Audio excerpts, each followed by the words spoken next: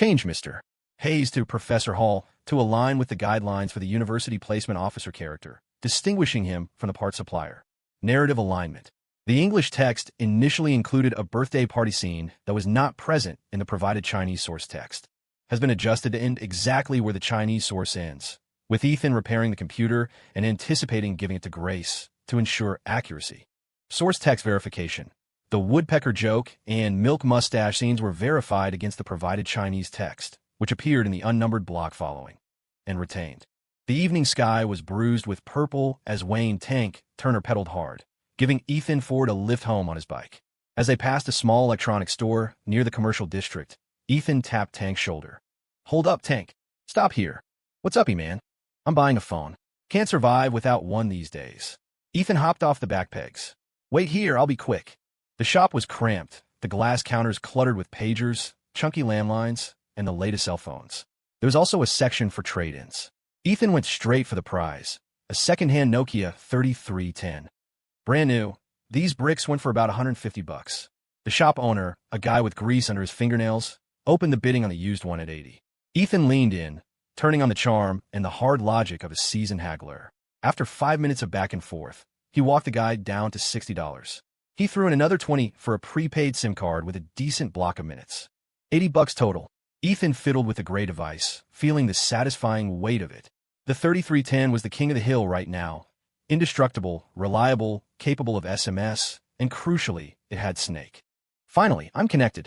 Ethan stepped out, flashing the device at Tank. "Feast your eyes, Tank. We are now mobile." "No way. Let me see." Tank grabbed it, treating the plastic brick like it was made of gold. "Man, I've seen these in ads, but never held one."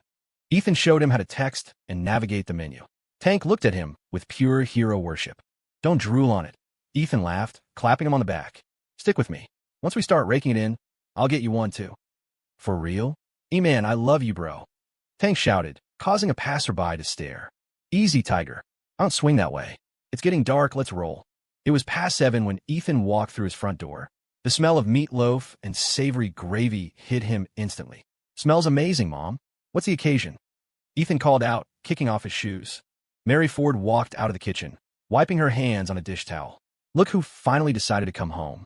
You've been running around all day while Grace has been here helping me with the chores. Go wash up. Dinner's ready." Ethan looked over to the living room. Grace Miller was sitting on the sofa, watching TV with the posture of an angel, though he knew better. She turned to look at him. "Where did you and Tank go, Ethan?" she asked, her tone carrying a hint of accusation. "Didn't think to invite me?" Ethan walked over, lowering his voice. "Relax. We were just fixing some computers. Why? Did you miss me after only one day?" Grace's cheeks flushed pink. "In your dreams. Only an idiot would miss you." She huffed, turning her nose up. "Ethan, after you stuff your face, come with me. I have something for you." Ethan paused. "For me. You'll see after dinner," she said mysteriously. Ethan scratched his head. What was she plotting? Was this a prank? He'd have to keep his guard up. He washed his hands and sat at the table just as his father, Frank Ford, walked in, looking exhausted. "Dad, late shift?" Ethan asked. "Union meeting," Frank sighed, sinking into his chair. "The guys at the mill are organizing a committee to go downtown and demand answers about benefits. I had to stay for the vote." He shook his head. "Tri-State Steel is a mess. I heard George Miller got sent to Pittsburgh to talk about a merger with U.S. Steel. The guys aren't happy." Ethan nodded silently. He knew the history. Tri-State Steel wouldn't survive the next year. It was just one of thousands of factories in a rust belt about to go under or be swallowed up. The great layoff wave was coming. "It'll be okay, Dad. We'll cross that bridge when we get to it," Ethan said reassuringly. "No shop talk at the table," Mary chided, bringing out a serving bowl. "Eat." Dinner was a feast: meatloaf, mashed potatoes, green beans with bacon, and a clam chowder that was surprisingly good. Ethan knew Grace's presence had inspired the upgraded menu. After dinner, Grace and Ethan went downstairs to walk it off. The residential compound was quiet, the amber streetlights casting long shadows. "Okay," Grace said, stopping him and covering his eyes with her hands. "Don't open them." "Why? You trying to jump me?" Ethan teased. "In your dreams, pervert." Grace sputtered. "I told you I have a surprise. Keep them closed." She removed her hands. Ethan cracked one eye open. Grace was standing right at him. "Uh-huh. You peeked. You are so untrustworthy." "I didn't see anything, I swear." "Turn around. Face the wall. Don't move." She grabbed his hand, Her skin was soft, warm, and spun him around. Ethan squeezed her hand for a second before she pulled away. "Hey, let go," she whispered, though she didn't sound truly angry. "Ready yet? Hold on." He heard her footsteps recede, then the clicking of a bicycle chain. A moment later, she returned. "Okay, turn around." Ethan turned. Grace was standing there, beaming, holding the handlebars of a brand-new, metallic blue Schwinn mountain bike. She'd spent 2 years of her save allowance on it. Almost $130. Ethan's old bike was a rust bucket that threw its chain every other mile. She wanted him to have something reliable. "This is for me?" Ethan asked, staring at the bike. "Yeah. Do you like it?" Ethan felt a pang of conflicting emotions. He just bought a phone and was planning to buy a car soon.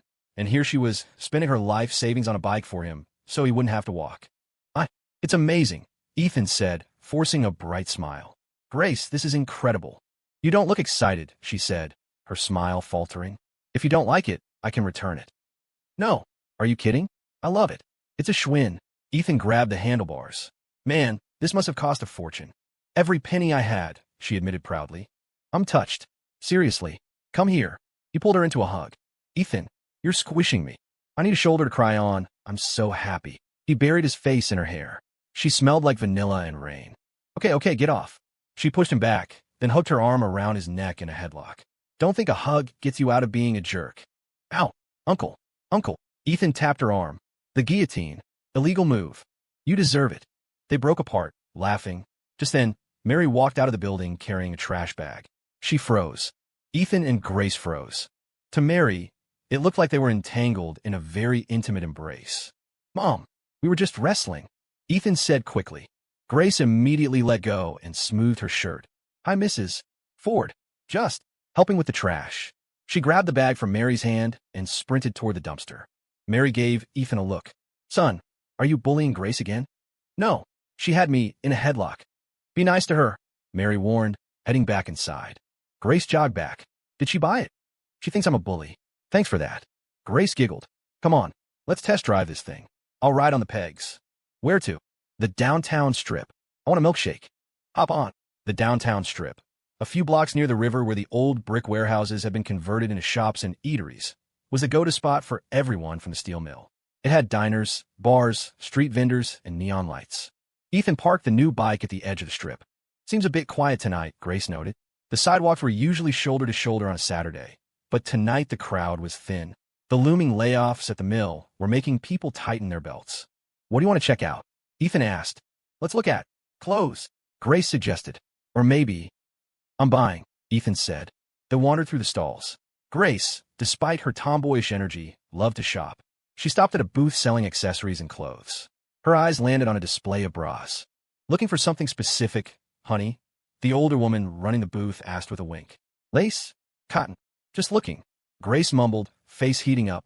"Ask your boyfriend," the woman chuckled. "He's the one who has to look at it, right?" Grace turned beet red. He's not my boyfriend." "Could have fooled me," the woman laughed. "You two make a cute couple." Grace picked out 2 beige ones with lace trim. "How much?" $15 each. $30. Grace bit her lip. "Maybe next time." Ethan stepped in. "We'll take them." He slapped the cash on the table. "Ethan, my treat. Consider it a thank you for the bike." The woman bagged them up, grinning. "He's a keeper, sweetie."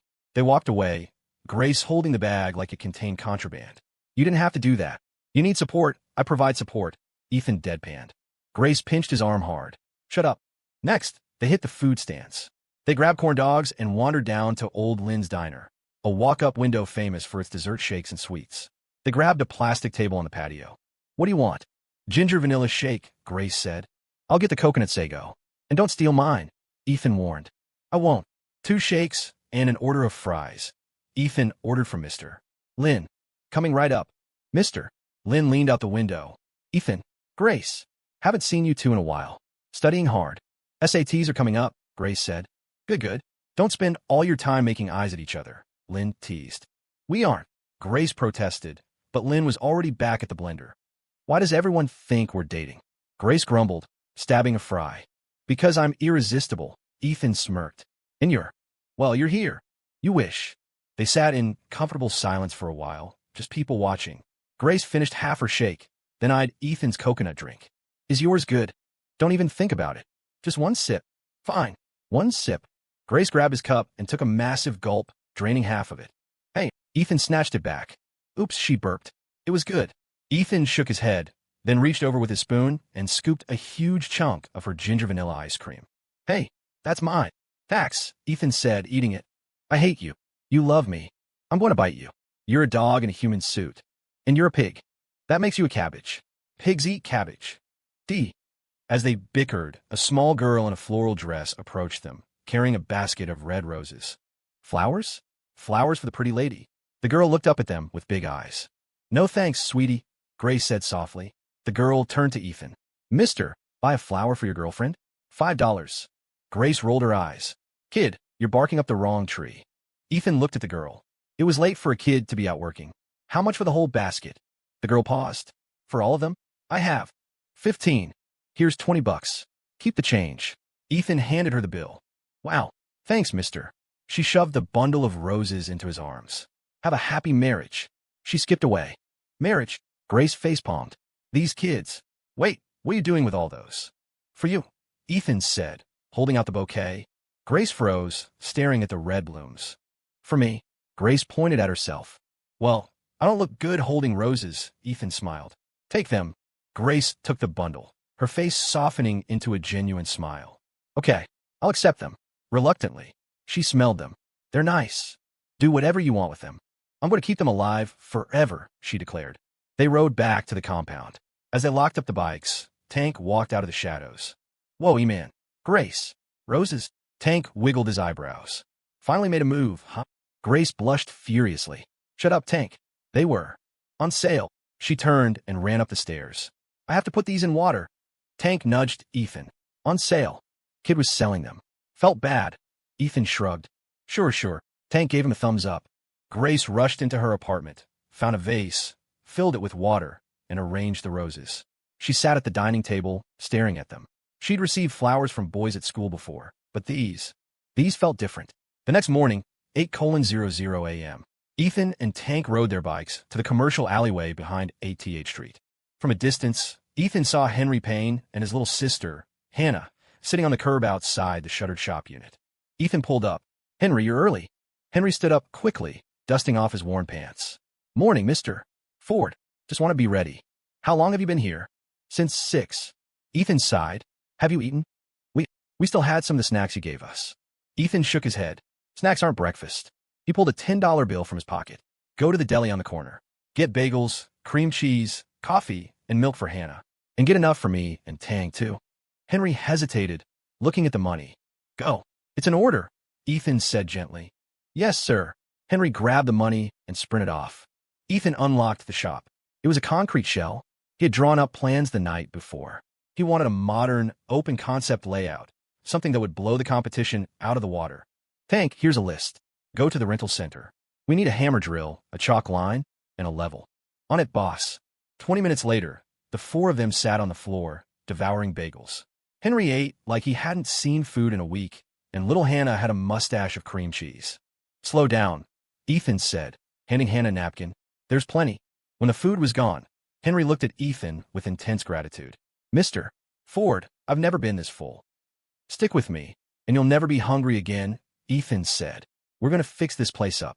I'm renting portable cots for you two to sleep in the back room until we get the renovation done. Then I'll help you find a real apartment. Henry's eyes welled up. I'll do anything. Just tell me what to do. Today, I'm teaching you how to chase walls. We need to run new electrical. It's dusty work. I don't care about dust. Ethan spent the morning teaching Henry how to mark the walls with the chalk line and use the hammer drill to carve out channels for the conduit. It was hard labor, but Henry attacked it with a ferocity that scared Ethan a little. The kid was desperate to prove his worth. Good job, Henry, Ethan said, inspecting a straight channel. You're a natural. Henry beamed. It was the first time in years anyone had praised him. Remember, Ethan said, wiping sweat from his forehead. Quality over speed. You're doing the electrical for the whole shop. If you rush it, the place burns down. Got it? Yes, sir. I won't let you down.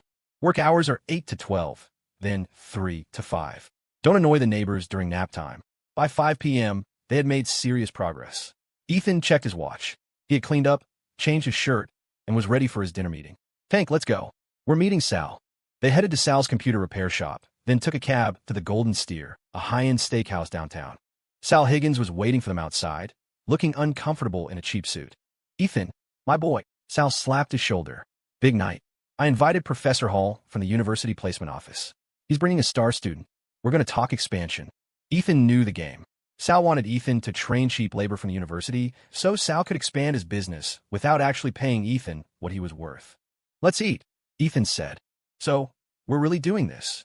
Tank whispered as they walked into the restaurant, eyeing the Mercedes and Cadillacs parked out front. "Just follow my lead," Ethan said. "Don't be intimidated. It's just dinner." They were led to a private booth. Sal ordered a round of appetizers. A few minutes later, the door opened. A portly man with a comb-over walked in, followed by a smug-looking young man in a varsity jacket. "Professor Hall." Sal jumped up. "So glad you could make it." "Sal, good to see you."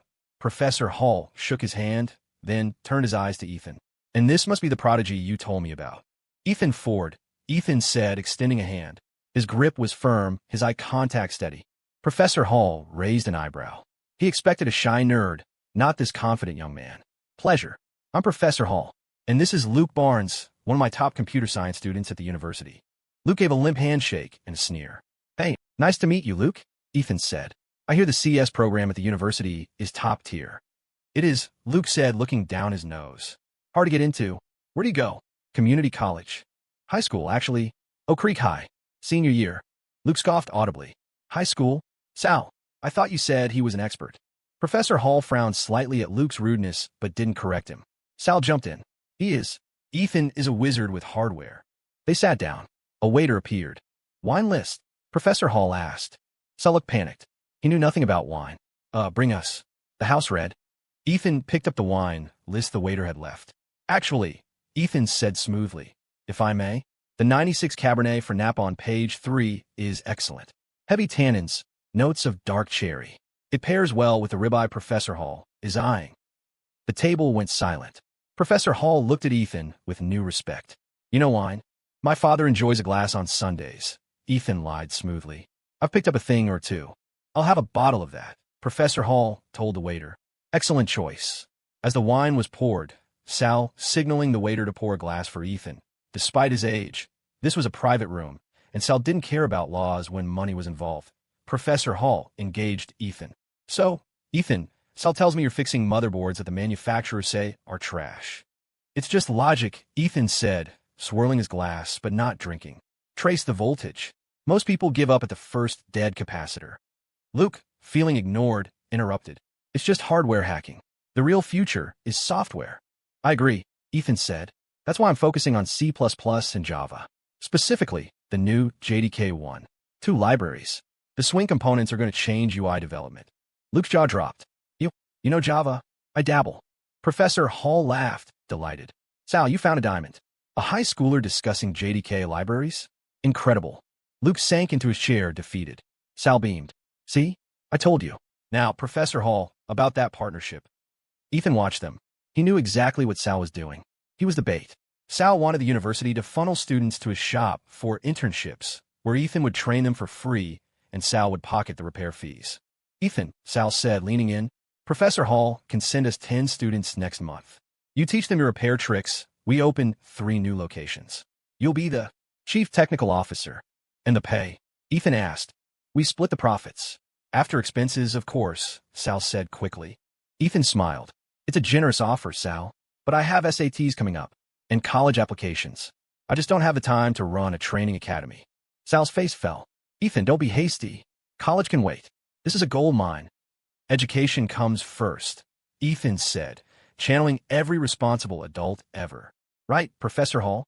Professor Hall nodded sagely. "The boy's right, Sal. Can't skip college." He looked at Ethan.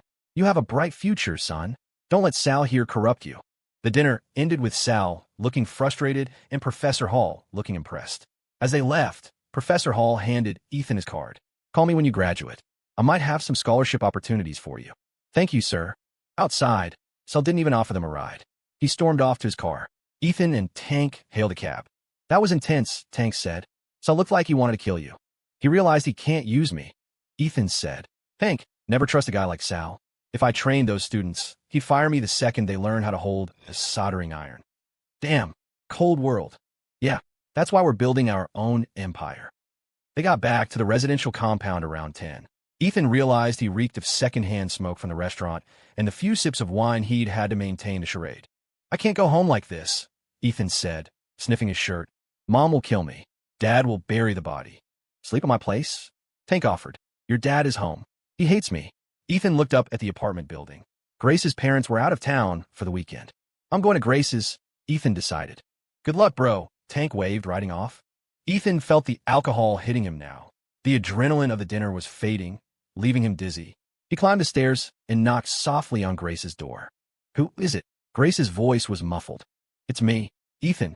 The door cracked open. Grace stood there in a long t-shirt, hair messy, rubbing sleep from her eyes. The hallway light caught the curve of her neck, and for a second, Ethan forgot how to breathe. "Ethan, you smell like... Did you fall into a brewery?" She wrinkled her nose. "And cigarettes?" "Let me in," Ethan whispered, pushing past her. "My mom's home. I can't go down there."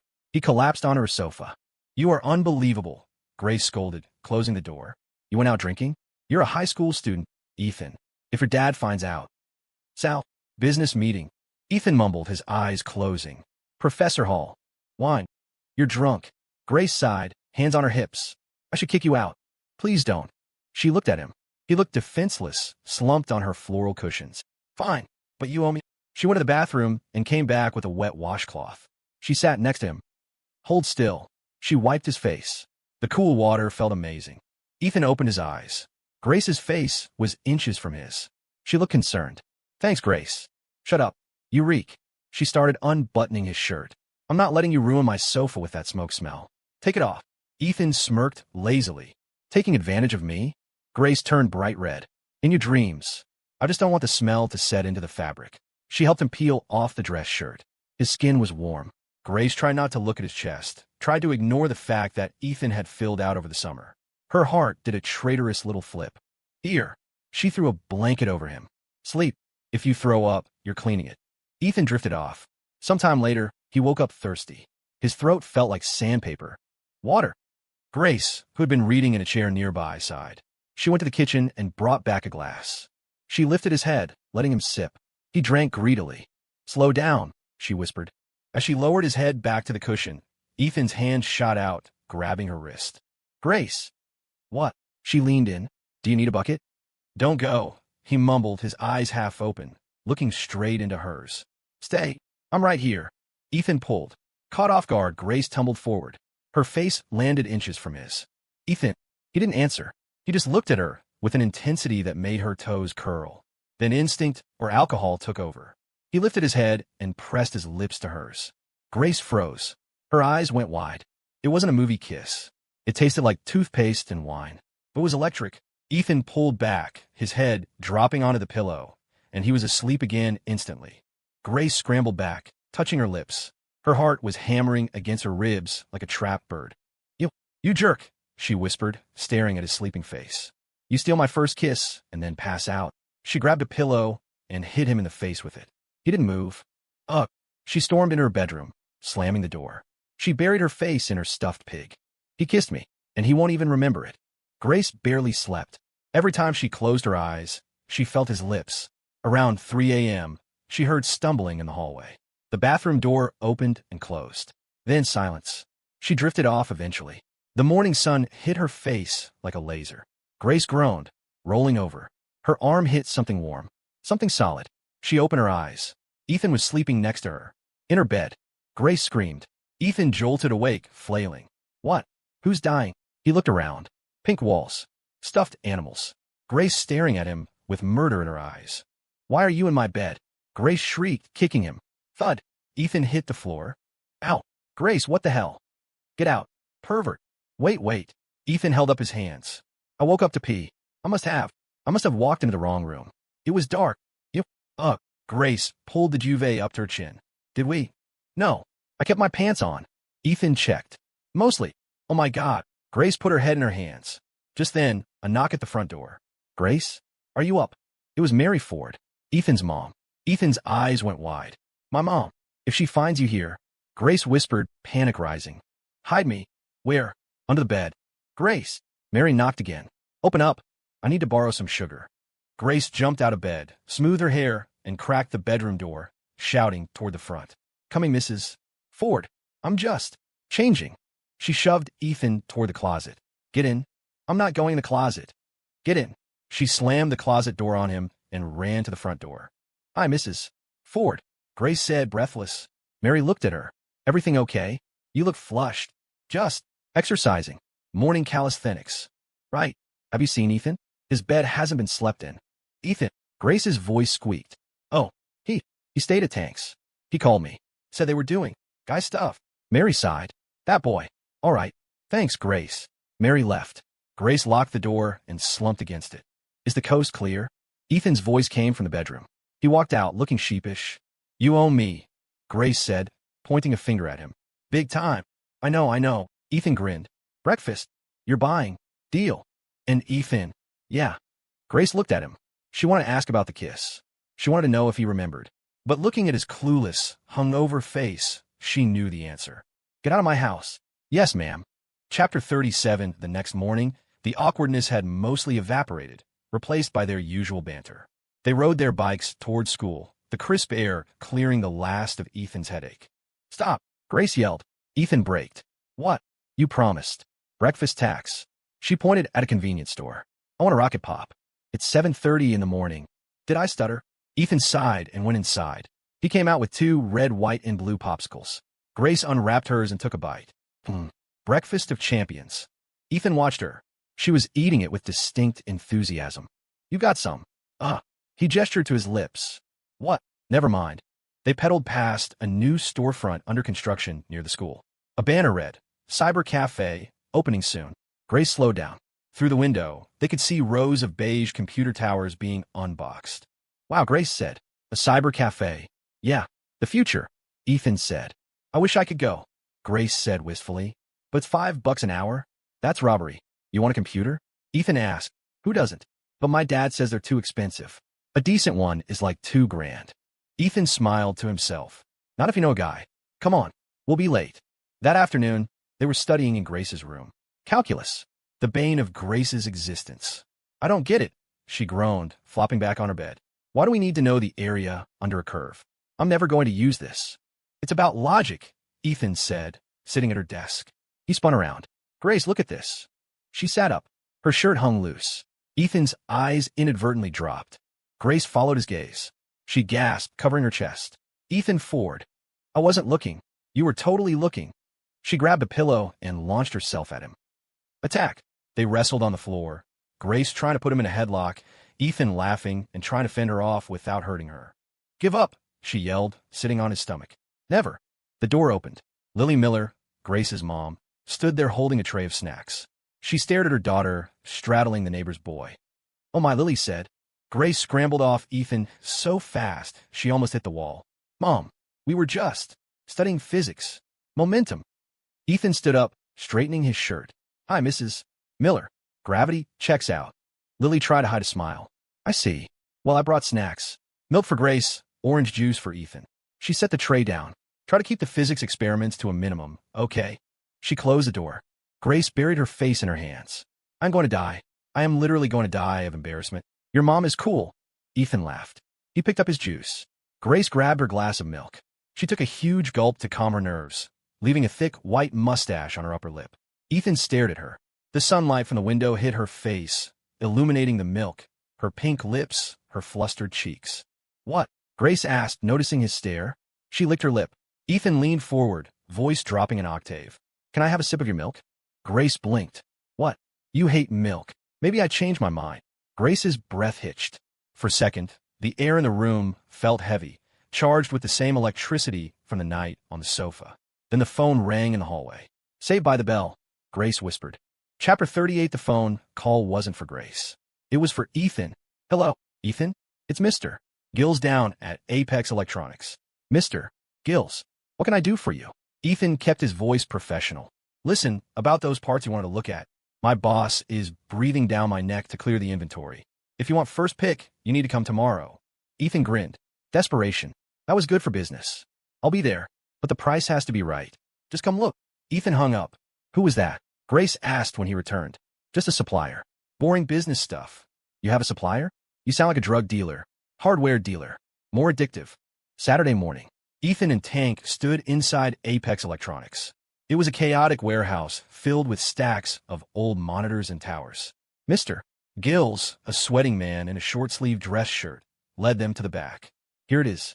The graveyard. 25 computer towers sat in a pile. They were dirty, some missing side panels. These came from a failed office startup. Mr. Gills said, Pentium 2s. Good chips. Ethan opened one up. 1997 vintage. Good motherboards, decent RAM slots. But the hard drives were mostly dead or missing, and the power supplies were shot. They're junk, Ethan said flatly. They just need a little love. Mr. Gills pleaded. Mr. Gills, half the components are fried. I'm buying scrap metal here. Ethan kicked a tire metaphorically. I'll give you $2,000 for the lot. $2,000. I can't do that. $4,000. 2.5. Cash. Today. And you deliver them to my shop. Mr. Gills looked at the pile of junk that was taking up valuable space. Fine. 2.5. Ethan shook his hand. Back at the unit on 8th Street, Henry and Tank helped unload the haul. What are we going to do with these? Tank asked, coughing in the dust. We rebuild them, Ethan said. We combine the working parts, buy cheap replacements for the dead ones, install Windows 98, and sell them as starter PCs. How much profit? We bought them for $100 a pop. We put 50 in parts. We sell them for $400. Tank did the math. That's a lot of money. Get to work. Ethan spent the afternoon teaching Henry how to strip a chassis. In the middle of it, Henry slipped with a screwdriver, gashing his finger. Ow! Ethan dropped his soldering iron. Let me see. It was a deep cut. Ethan immediately grabbed the first aid kit. He cleaned it with alcohol. Henry winced, but didn't cry, and bandaged it tightly. Be careful, Ethan said, his voice stern but kind. We aren't in a rush. Your hands are your livelihood now. Henry looked at the bandage. Sorry, boss. Don't be sorry. Be safe. Chapter 39. By Sunday evening, Ethan had fully refurbished 3 machines. They hummed quietly on the workbench, the Windows 98 screensaver, 3D maze, flickering on the monitors. Beautiful, Ethan whispered. One of them was special. He had saved the best components for it. He'd even spray-painted the case a matte black instead of the ugly office beige. Who's that one for? Tank asked. Grace, Ethan said. Her birthday is next week. She's turning 18. Tank grinned. The big one. You gonna tell her how you feel? I'm gonna give her a computer. Let's start with that. His phone rang. It was Sal. Ethan, where have you been? I have customers waiting. I'm coming, Ethan said, rolling his eyes. He went to Sal's shop and fixed 4 machines in an hour, pocketing $300. Sal watched him like a hawk. You know, Ethan, I was thinking of hiring an assistant for you. Someone you could mentor. Ethan packed his bag. Don't bother, Sal. I work alone. But if you get sick, I don't get sick. Ethan walked out. He knew his time with Sal was coming to an end. Once the shop on 8th Street was ready, he'd be his own boss. That night, back in Grace's room, the mood was light. Grace was lying on her stomach on the bed, flipping through a magazine. Ethan was at the desk. Ethan, she said. Yeah, why do woodpeckers peck wood? Ethan paused. Looking for bugs. Or making a hole. Why? To put their nuts in. Ethan tried not to laugh. Grace threw a pillow at him. You are disgusting. You ask. I hate you. I know. Grace sat up. Hey, seriously? Thanks for helping me with math this week. I think I might actually pass. You better. If you fail, I look bad. Grace smiled. It was a soft, genuine smile that made Ethan's chest ache. You're a good teacher, Ethan. I try. She picked up her glass of milk. To passing. She drank, leaving that milk mustache again. Ethan turned his chair. He looked at the milk. He looked at her lips. Grace. Yeah. Close your eyes. Why? You gonna steal my milk again? Just close them. She hesitated, then closed them, eyelashes fluttering against her cheeks. Ethan leaned in. He didn't drink the milk. He didn't kiss her. He reached out and gently wiped the milk away with his thumb. Grace's eyes flew open. You had a mustache, Ethan whispered. Grace turned scarlet. She swatted his hand away. You teased. But she didn't hit him with a pillow this time. Chapter 40. The week flew by in a blur of sawdust, solder fumes, and calculus equations. By Friday, the shop on 8th Street was unrecognizable. Henry had finished the electrical work. The walls were painted a crisp white. The refurbished computers were lined up on a display table Tank had built. It looked like a real business. We open on Monday, Ethan announced to his crew. Tank, you're on sales. Henry, you're on tech support. What about Hannah? Henry asked. Hannah is in charge of morale. Ethan smiled at the little girl, who was drawing with crayons in the corner. Ethan looked at the black computer tower he had built. He wiped a speck of dust from the casing. It was perfect. A Pentium 2 processor, 64 megs of RAM, a Voodoo graphics card. It was a beast of a machine for the year 2000. He unplugged it and began to pack it up. "Tank, help me load this one into the station wagon later," Ethan said. "Sure thing. You ready for tomorrow?" Tank asked. Ethan nodded. Tomorrow was Saturday, Grace's 18th birthday. He ran his hand over the smooth metal of the computer case. 18 years old. Grace is 18, Ethan thought, a wave of nostalgia hitting him. We've been in each other's lives for 18 years. He pictured her face when she saw it. She'd probably scream. She might even tackle him again. Little green plum, he thought, using the nickname only he knew in his head. "You're gonna love this gift, aren't you?" "My milk." Grace Miller looked at the carton of milk in her hand, pouted, and said, "Nope, you didn't give me any of your juice." "Forget it then. I was planning to get you a gift for your birthday tomorrow, but now, let me think about it." Ethan Ford sighed dramatically. A birthday gift? Ethan, what were you planning to give me?" Grace narrowed her eyes, asking curiously. "Well," Ethan pretended to hesitate. "Here, have a sip. Just one sip." Grace held out her carton of milk. "No milk, no info." Ethan took the milk and chuckled. "If I drink this, it'll have my cooties." "Aren't you afraid?" Grace rolled her eyes at him. "Afraid of what? Like you have a virus or something? Besides, it's not like we haven't done it before." As soon as she said it, she realized her words sounded a bit ambiguous. Her cheeks flushed red, and she turned her head away. She remembered when they were kids, neither family had much money. If one bought candy or snacks, they would always share. The number of times they had shared the same lollipop was countless. Drinking from the same bottle, eating from the same bag of chips, it was all too normal. So she didn't think it was a big deal. "All right, down the hatch." Ethan tilted his head back and took a massive gulp, finishing half the carton in one go. "Stop, stinky Ethan, give me back my milk." Grace quickly snatched the milk back, glaring at him. "Oops, my bad, drink too much." "But hey, you said one sip." "I didn't take a second one." Ethan wiped his mouth, grinning smugly. Grace downed the rest of the milk to save it from Ethan's predatory gaze. After tossing the empty carton, she rubbed her small fist and huffed. "Now, can you tell me? What is the birthday gift?" Ethan looked serious. "It's a computer." Grace paused, then scoffed. "Ethan, please. I know how much cash you have. You think fixing computers makes enough to buy a whole computer. Who are you trying to fool? I don't believe you." In her mind, a computer was a luxury item. Average families couldn't afford one easily, let alone Ethan. A computer cost at least $1,000, maybe more. Stinky Ethan, teasing me again, Ethan. Why does no one believe the truth these days? Anyway, you'll see tomorrow. By the way, are you free this Sunday? Ethan drawled. "I'm free this Sunday." "What?" Grace paused and asked back. "Didn't you say you wanted to go shopping downtown? Tomorrow is your birthday, so I'm taking you." Ethan smiled. "Oh, since when does Mr. Ford have free time? I see you coming home late from work every day. You have time to take me shopping." Grace asked in surprise. "So, are you going or not?" "Going. Of course I'm going." "Then it's a date. We head out right after breakfast tomorrow. I'm riding on your bike." "Hey, you have your own bike. Why take mine?" "That mine is new. I'm afraid it'll get stolen." "Huh? Oh, so if my bike gets stolen, you don't care, right?" "Pretty much. You're asking for a beating." Grace bared her teeth and claws, pouncing on Ethan. She tackled him onto the bed, pinning him down. "Ethan, do you guys want to eat?" The door suddenly opened. Lily Miller appeared in the doorway, freezing in place, dumbfounded. Grace and Ethan petrified on the spot. Grace was on top of Ethan in an extremely compromising position. "Ahem, what are you two?" "I seem to have come at a bad time." Lily smiled awkwardly. Mom, don't misunderstand. We were playing. Just playing." Grace scrambled up, her face bright red as she explained frantically. "Yes, Mrs. Miller," Ethan said with a straight face. "Oh, I get it. You guys continue. I'll just go mind my own business." Lily gave a weird smile, closed the door, and backed out. Grace glared at the door. "Mom, don't get the wrong idea. It's all your fault, stinky Ethan." Ethan spread his hands and laughed. "My fault." In a living room outside, Lily excitedly ran to the sofa and sat down next to George Miller. "Honey, do you think Grace and Ethan might be dating?"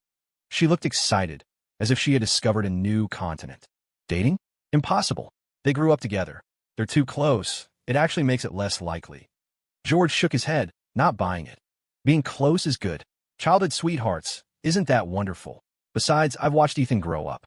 That kid is hardworking, kind, and ambitious. He's a great catch. Anyway, I'd be happy to see it happen," Lily laughed. George smiled. "Ethan is a good kid, but matters of the heart should be left to the kids. It depends on fate." I think being too familiar makes it impossible. You just don't understand, man. Lily paused, stunned. Is that so? But I see them getting along so well. Maybe if they keep hanging out, sparks will fly. George rolled his eyes at her. Nothing has even happened yet. And look how excited you are. You all worry less. That's their business. He pushed a plate of sliced watermelon toward her and smiled. Just eat your melon. I love the drama. Lily picked up a slice of watermelon, recalling the scene she just witnessed, and couldn't help but smile a motherly smile. The next morning at 7 a.m. sharp, Grace got up early to wash up. After washing up, she went back to her room to pick out clothes. Suddenly, she realized she didn't know where her blue dress was. She ran out and shouted toward the kitchen, "Mom, have you seen my blue dress?" Lily came out of the kitchen. "Didn't you put it away in your closet? Maybe it's in the bottom drawer." She suddenly noticed Grace seemed to be wearing makeup. "Daughter, are you going out today? Why the makeup?" Usually, her daughter didn't wear much makeup, only for special occasions or school dances. Grace's cheeks flushed, her eyes dodging. She replied perfunctorily, "No, nothing. I just want to go shopping downtown." "All right. Today is your 18th birthday. I'll order a cake later. Remember to come back for dinner. Daughter, starting today, you are officially an adult." Lily smiled. "Mom, I know. I'll be back this afternoon." Grace turned back to her room and, sure enough, found the blue dress in the bottom drawer. She happily changed into it. After changing, Grace checked herself out in the mirror on the wardrobe door, spinning around. The fluttering blue dress made her look even more bright and moving. Not bad." Grace touched her face, then put her hands on her hips, quite satisfied with her outfit. "Stinky Ethan should like this, right? But who cares what he likes? I'm wearing it for my own happiness." Grace shook her head, tossing the strange thoughts out of her mind. Finally, she went back to her desk to check if her makeup was smudged and touched it up. After getting everything ready, Grace grabbed her small shoulder bag and headed out. "Mom, I'm heading out. Aren't you eating breakfast?" I'm eating at Ethan's." Grace put on her shoes and dashed out the door. Lily came out of the kitchen, looking puzzled. Why is this child going to Ethan's house for breakfast? Grace arrived at Ethan's door and knocked. The door opened. Mary Ford saw Grace wearing a dress, looking quite ladylike, and was immediately surprised. "Oh, Grace, are you going on a date today? You look so beautiful." Grace blushed and grinned. "Not exactly. Mrs. Ford, is Ethan ready?" "He doesn't seem to be up yet, that lazy bug. Go drag him out for me." Mary laughed. "Okay," Grace responded. She went in and headed straight for Ethan's room. She pushed the door open directly, only to see Ethan leaning against the headboard, shirtless, having just woken up. "Holy crap. Grace, don't you knock? You scared the hell out of me." Ethan was startled and instinctively covered his chest with his hands. "What time is it? You're still not up." Grace put her hands on her hips and shouted, "Can you step out first? I need to change. I'll make it up top." Ethan rolled his eyes at her.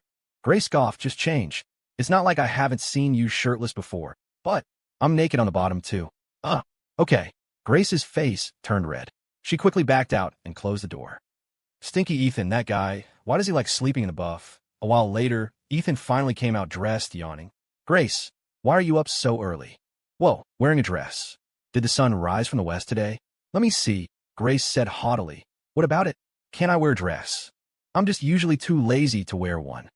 Ethan narrowed his eyes, staring at her. "So you wore it specifically to go shopping with me today?" "No, not at all. How big is your ego, Mr. Ford?" Grace stiffened her neck, stammering. Ethan looked her over. A blue dress, snowy white skin, cascading black hair, delicate makeup on her exquisite face. Her watery eyes were particularly lively. Her whole being radiated the breath of youth. The #1 beauty of Oak Creek High was indeed pretty.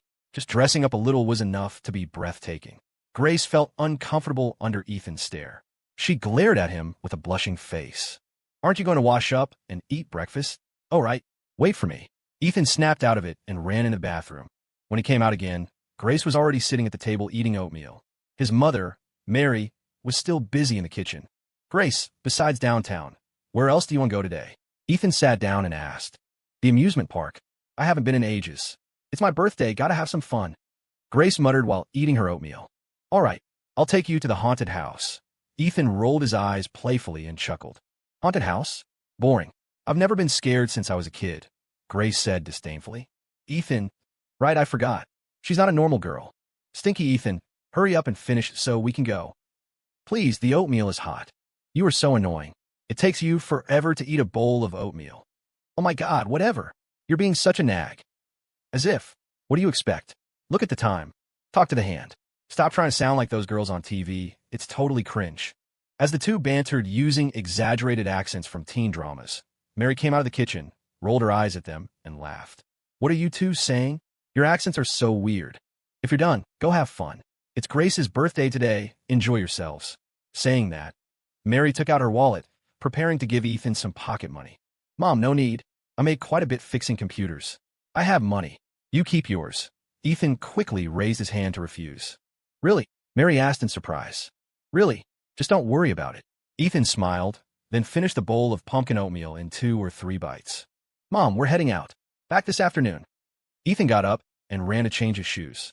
Grace put on a well-behaved look and stood up. Bye, Mrs. Ford, we're going now.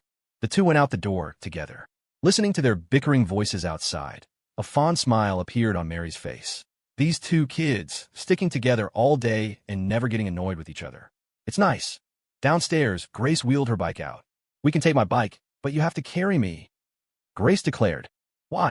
I'm wearing a dress today. Excuse. You've ridden a bike in a dress before. Fine. It's an excuse. Then you ride your own bike. Ethan quickly grabbed her. Okay, I'll carry you. That's more like it. Grace lifted her chin proudly. Stinky Ethan, little punk, think I can't handle you. Be a good chauffeur today. Ha ha ha. Ethan got on a bike and looked back. Princess Grace, please board the carriage. Peasant. Grace smoothed her dress along her rounded hips with both hands and sat on the rear rack, sitting sideways, looking very ladylike. Ride on, peasant. Her Highness is seated, Grace giggled. Yes, ma'am. Giddy up. Ethan pedaled the bicycle hard.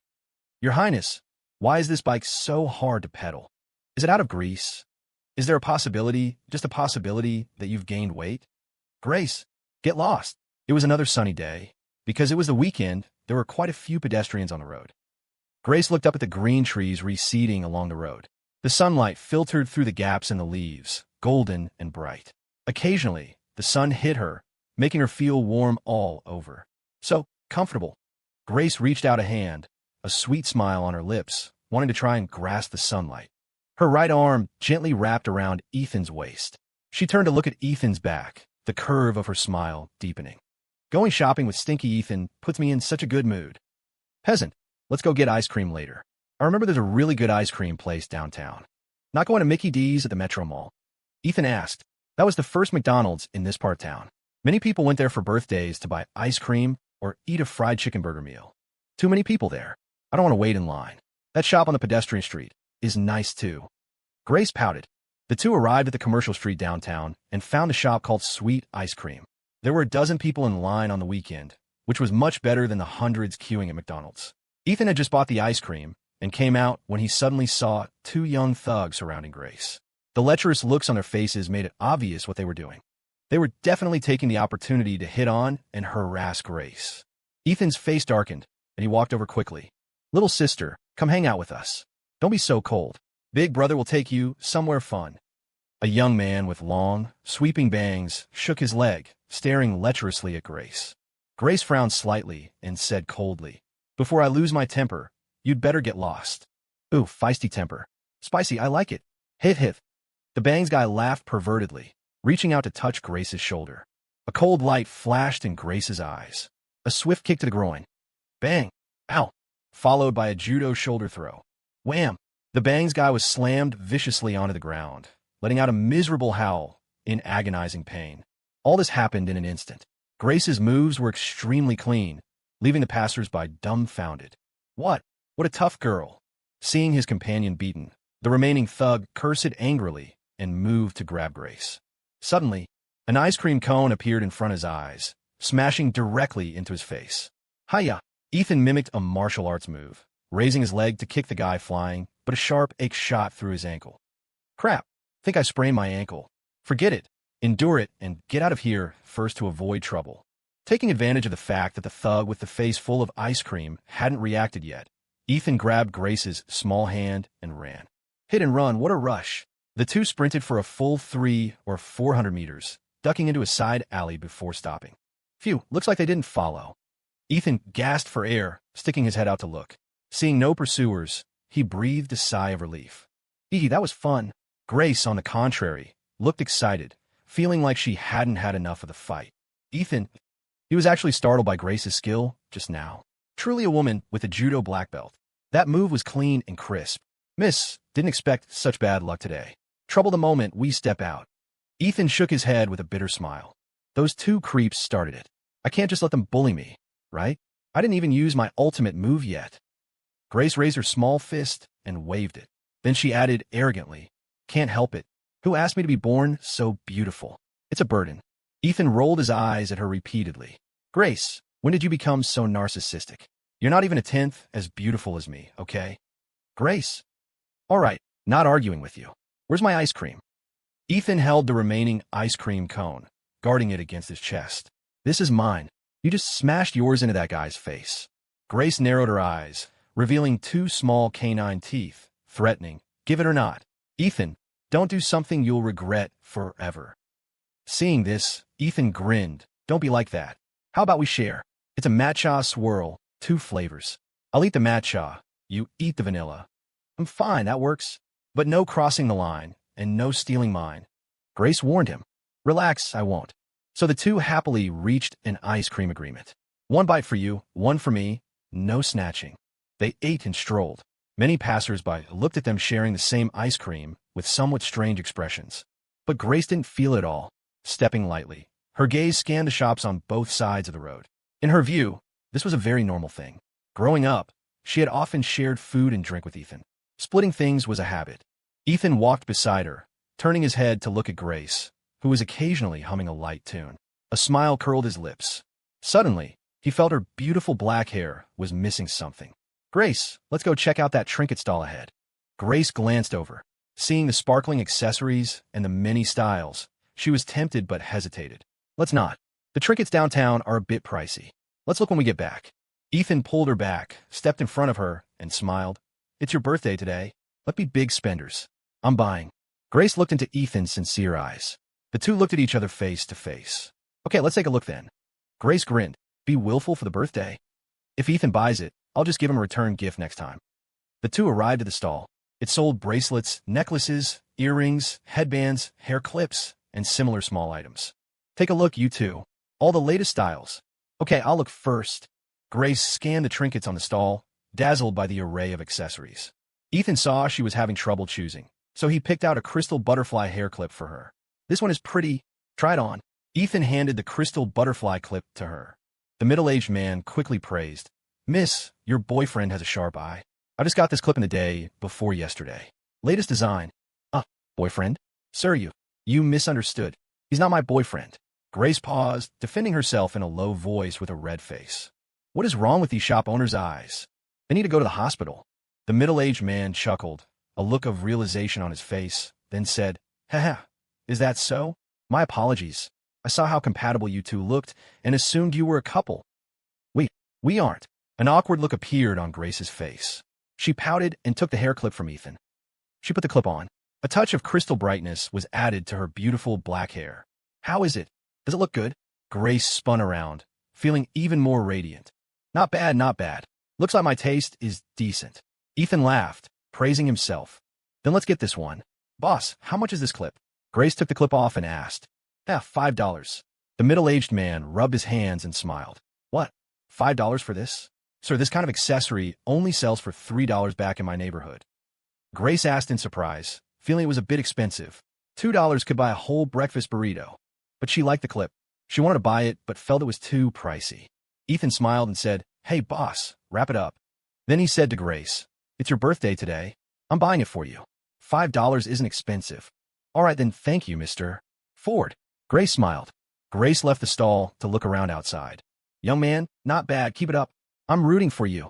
The middle-aged man bagged the item, handed it to Ethan, gave a thumbs up, and whispered, Have a good business, boss. Ethan chuckled lightly and turned to find Grace. Grace blinked her big eyes and asked curiously, What were you guys whispering about? Nothing. Ethan, where are we going to play next? Grace, I'm taking you somewhere.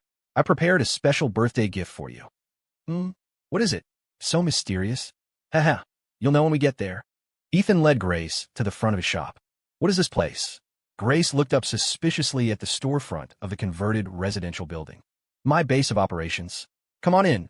Ethan smiled, opening the door. Boss, Henry Payne saw Ethan, put down his hammer, and stood up to welcome him.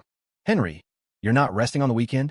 Ethan saw Henry's clothes covered in dust and his eyes slightly bloodshot, looking a bit exhausted. I'm not tired. No need to rest. I want to finish the tasks you assigned as soon as possible, Henry said with a raspy voice. You need work-life balance. If you keep going like this, your body will collapse before the work is done. No work today. Your only task for today is to rest well. If I catch you working, I'll dock your pay, Ethan said sternly. Henry felt a warmth in his heart and let out a breath. All right, boss, I understand. He suddenly noticed the stunning girl standing behind Ethan. Fresh temperament, oval face, exquisite features, prettier than the stars on TV. He couldn't help but be amazed. Is this the boss's girlfriend? She's really beautiful. The boss is truly a lucky man. Henry, let me introduce you. Grace Miller, the tigress from next door. Ow, Grace, you pinched me again. Ethan grimaced in pain, rubbing the tender flesh at his waist. Grace glared at him and said haughtily, Didn't you say I was a tigress? Consider yourself lucky I didn't eat you. Who is he? Henry Payne, my first employee, my right-hand man. Ethan patted Henry on the shoulder and praised. Henry scratched his head, embarrassed by the praise. Hello, boss lady. Grace's eyes widened, her expression utterly speechless. Hey, you've got the wrong person. Henry looked blankly at Ethan, his eyes full of surprise. The look was asking Ethan, Did I get wrong? Ethan chuckled and pulled a $10 bill out of his pocket, handing it to Henry. Henry, go buy some snacks. No work today, get some good rest. By the way, where's Hannah? Ethan turned his head and noticed Hannah wasn't there. She went next door to play. She'll come back on her own for dinner. Henry shook his head and smiled. It's normal for kids to love playing, but at her age, she should be in school. Once the shop is on track, let's find a school for her. Ethan mused. Really? Thank you, boss. Henry shouted excitedly, his eyes full of gratitude. Yeah, of course. Go get some food first. Ethan smiled. You got it, I'm going. Henry put down his mask and sprinted out. Grace looked around the shop and asked in surprise, Ethan, how much are you renting this place for? You're actually hiring people and renovating? Oh my God, so many computers. Ethan, where did you get these? How much have you made? Grace looked at the mountain of computers piled behind the workbench, her face full of shock. Is this the same Ethan who used to split a lollipop over 2 days? Just the rent, and these computers must cost a fortune. Not to mention hiring someone? Incredible. Just made a little fixing computers. Not much. Ethan smiled calmly, a hint of pride in his tone. Reliving a life. If he couldn't even make his first pot of gold, he'd be wasting his reputation as a dark horse entrepreneur from his past life. Wow, so many computers? Do they all work? Grace excitedly ran to the pile of computers, touching and looking. She had always wanted a computer, to surf the web, to talk and chat with people from all over the country, even the world. How cool is that? She had been longing for one for years, but she also understood her family's financial situation wasn't great. A computer was a luxury for her family. So whenever she heard well-off classmates talking about computers, instant messenger, and games, she was very envious. But she could only envy secretly. Seeing so many computers piled here, even though they looked old, her eyes lit up with excitement she couldn't suppress. Old computers were still computers. A second-hand computer cost at least $400 or $500. That was still quite expensive. Only fixed 2 so far. The others aren't ready yet. Ethan smiled. He walked over and patted the computer on the workbench. This computer is your birthday present. Grace froze for a full 3 seconds. What? A birthday present for me? Ethan, are you serious? Really? Grace grabbed Ethan's arm excitedly, disbelief written all over her face, confirming repeatedly. Ethan rolled his eyes at her. Of course it's true. When have I ever lied to you? Growing up, have you ever stopped tricking me? Ahem, let's not dwell on the past. Let bygones be bygones. Anyway, I'm not tricking you this time. Really? But I do have one condition. Grace quickly crossed her arms over her chest, wary. Ethan, let me state this up front. I'm not selling myself. Not even for 2 computers. Ethan's mouth twitched. Grace, what kind of person do you take me for? Do I look like a pervert? Grace looked him up and down and said seriously, looking at it this way, pretty much all over. Ethan, Grace burst out laughing, trembling with mirth. Don't make that face. Just teasing you. Say it, what's the condition? As long as it's not too excessive. Agreeing isn't a problem. Ethan really wanted to say be my girlfriend, but felt it was unrealistic and might scare her off. Haven't thought of it yet. I'll tell you when I do. Ethan narrowed his eyes, saving a card for later. Fine. Tell me when you figured out. Let's figure out how to take the computer back. Maybe go get the internet set up. What do you think? Grace touched the computer, unable to wait. I'll find a guy with a truck to haul it back later, Ethan said. Then you carry it. Huh? Grace, do you take me for a pack mule? You can't do it? Emmett, it's not that I can't. I'll work like a dog for you. Why does your tone sound so weird? Does it? No, right? Grace sat in front of the computer and asked excitedly, Ethan, how do you play on the computer? I'll teach you the operations. This is the mouse. This is the keyboard. Ethan extended his hands from behind her, encircling her in his arms. He placed one hand over hers on the mouse, teaching her the basics. Grace felt Ethan's breath by her ear. Her little heart thumped for no reason, and her cheeks burned. Left-click to select, right-click to open options, double-click left to open software, Ethan instructed earnestly. But Grace felt his hand was hot, and it seemed to carry electricity. She didn't hear much of what Ethan said. Got it. Ethan looked down and asked. Got it. Turns out it's so simple. Grace laughed awkwardly, blushing. Next, I'll teach you typing. You know phonics, right? Use this shortcut to bring up the input method, then just type. It might be slow at first, but you'll get used to it. Ethan explained carefully. A while later, Henry returned with snacks. Boss, food's here. Grace's eyes flickered. I'm gonna grab some snacks. She slipped out from under Ethan's arm like a streak of smoke and ran to get snacks. What a glutton. Ethan shook his head and smiled, following her. Henry had used the $10 to buy as many varieties of snacks as possible. Grace ate cookies, but seeing Ethan pull out a Slim Jim, she wanted one too. But he only bought one. No more Slim Jims? Just one. Grace deflated. Just bite lightly, careful not to chip your teeth. I won't. I'm not a kid. I'm an 18-year-old adult, okay. Hey, I'm fan over that stick.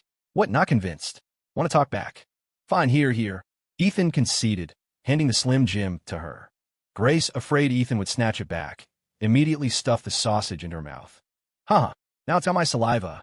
You can't eat it. She laughed triumphantly, then happily enjoyed it. Ethan looked at her with a weird expression.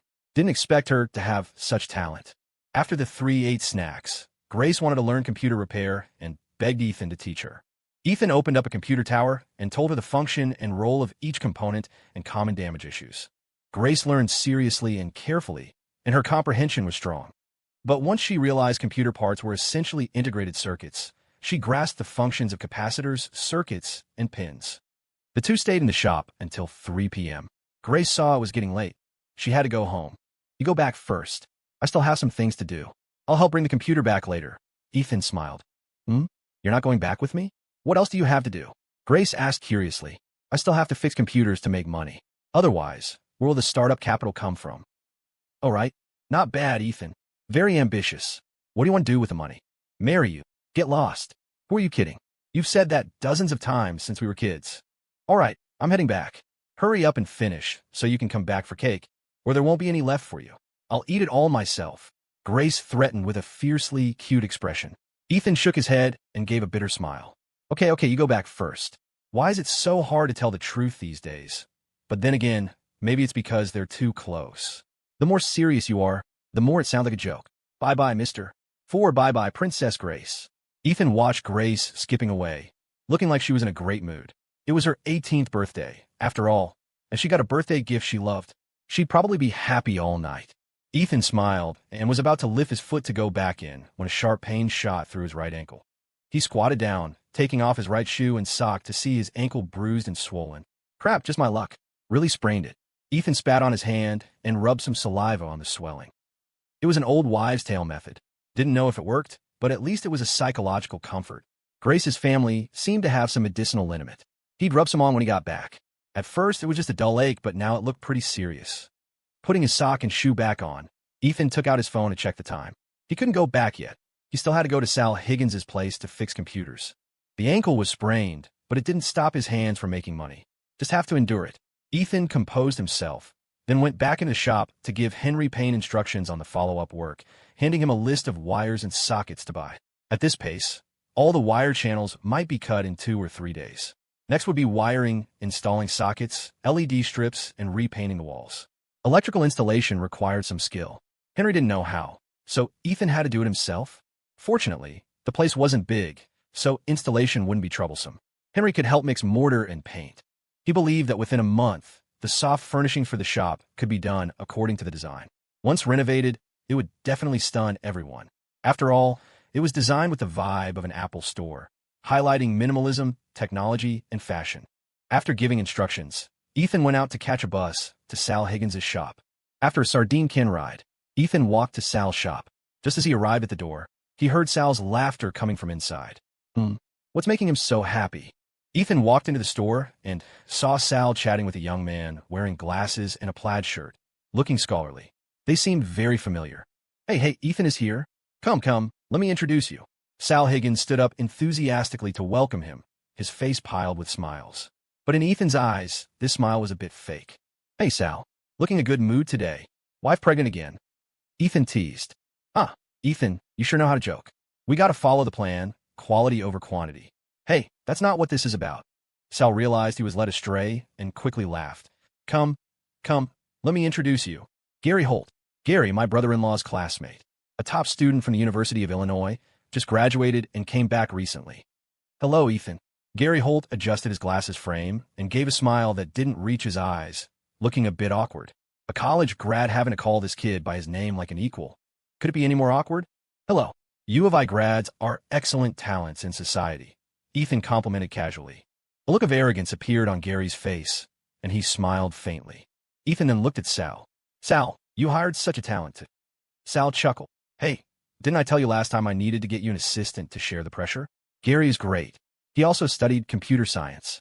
Although he hasn't fixed computers before, he has a solid foundation in this area. He'll help you out from now on, so you won't have to work so hard. After speaking, he stared tightly at Ethan, wanting to see his reaction. Gary was the candidate he had painstakingly found to replace Ethan. As long as Gary learned enough from Ethan to work independently, he could kick Ethan out. Ethan's face was calm, seemingly unsurprised. Oh, Sal really thinks of me. Since you've decided, Sal, I have no objections. Sal was stunned. He didn't expect Ethan to have no reaction at all, and to accept his arrangement happily. Truly unexpected.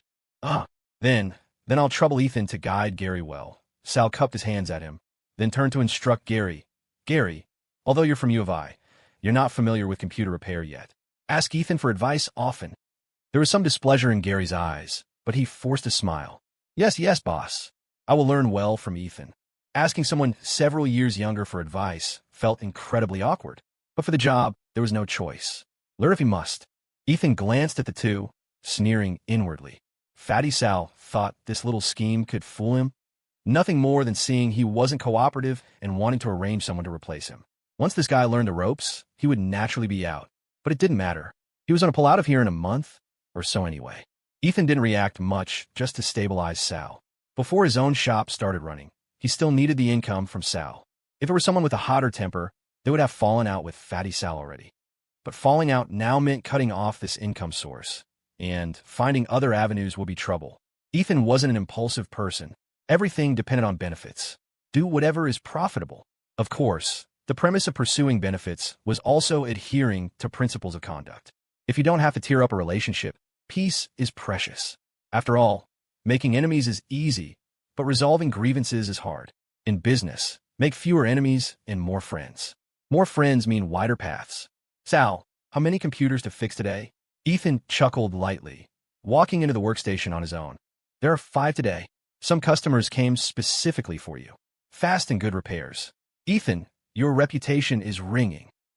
Sal complimented. Sal flatters me. Customers are actually smart. It's called competitive advantage. Mainly, our fees are cheaper than the tech towers. Ethan waved his hand modest. Ethan looked for tools at the workstation. He remembered placing his tools in different spots on the table, but they seemed to have been put away. Gary followed him in and smiled. Ethan, I stored all your tools in the drawers one by one. Don't worry, I organized them by category. Ethan glanced at him and said calmly, don't do that next time. I have my own operating habits. If you put the tools away, it's trouble for me to find them again. Before starting work, you have to understand that efficiency comes first. Don't waste time looking for tools. Gary was scolded for a couple of sentences. His expression changed, looking a bit ugly, but soon he could only laugh dryly. Yes, Ethan. I understand for next time. Ethan smiled and said no more. Sometimes you have to take the initiative in conversation. Don't be timid just because the other party is older. Ethan knew the guy was just an apprentice now. He had to give him some pressure so he wouldn't look down on him. Help me carry the tower over. Ethan began directing him to work. Fatty Sal wanted him to help and learn something. Ethan didn't care. This craft, if not explained hand in hand, wasn't easy to learn just by watching from the side. Okay. Gary turned to carry the tower over, but his face looked a bit unpleasant, trying his best not to show it too obviously. Ethan couldn't be bothered to look at his face, disassembling and repairing on his own. Gary watched quite seriously from the side, but to start, he didn't dare ask random questions, afraid of making Ethan unhappy. He had to ask Ethan if he wanted to learn. If he upset Ethan, he really wouldn't learn anything. Being an apprentice assistant was like that. Even if he didn't like Ethan, he had to be polite on the surface. Sal sat on the other side of the shop, watching all this, a smug smile on his lips. He speculated secretly that Gary graduated from a famous university and majored in computer science, so he should learn fast, right? As long as Gary could learn half the skill, not to mention be amazing, he could completely replace Ethan's position. Then he would raise Gary's salary a bit and have him teach others. Then his computer repair business would take off. Kid, refuse to partner with me? I won't play with you anymore. Time flew by, reaching 6 p.m. Ethan repaired the 5 computers on time. After testing them one by one, he delivered them to the customers. The 5 customers saw the computers were fixed and paid the repair fees readily. Deducting Sal's cut, Ethan earned $400 that day. Ethan counted the money and stuffed it into his pocket with satisfaction. Sal, work's done today. I'm heading out. Ethan greeted Sal. Leaving already? How about grabbing a bite together later? Sal stayed polite. Ethan declined. No, a friend's birthday today. Gotta get back. Next time, definitely next time. All right then, I won't keep you. Safe trip. Sal walked Ethan out of the shop. Seeing Ethan walk far away, he huffed and turned back into the shop. Gary, how was it? Watching from the side today, did you learn anything? Sal asked Gary with a smile. Gary froze. He actually hadn't learned much this afternoon. Just watching without asking, he roughly knew what was being fixed, but still didn't understand how to fix it. But he didn't want to seem stupid in front of Sal. After all, he was a grad from a famous university. If he said he didn't understand, this high-paying job might be in trouble. So he gave a dry laugh and braced himself to say, not bad. Doesn't feel too hard. Learn some stuff. Hearing this, Sal was delighted. He patted his shoulder and encouraged, good, very good. Work hard. When you master it, I won't treat you poorly. Ethan returned home at 7 p.m., bumping into the delivery guy hauling the computers downstairs. Thanks for the hard work, sir. Ethan smiled, settling the shipping fee on the spot. Thanks for the business. Need help moving them up? The middle-aged man asked honestly, seeing that 2 computers would be hard for one person. Ethan felt the pain in his ankle and sighed helplessly. That would be great. Here's $20 for your trouble. Ethan pulled another bill from his wallet as a tip for the help. The man was pleasantly surprised and thanked him repeatedly. The 2 moved the computers upstairs. Ethan opened his door and found his parents weren't home. It looked like they were across the hall celebrating Grace's birthday.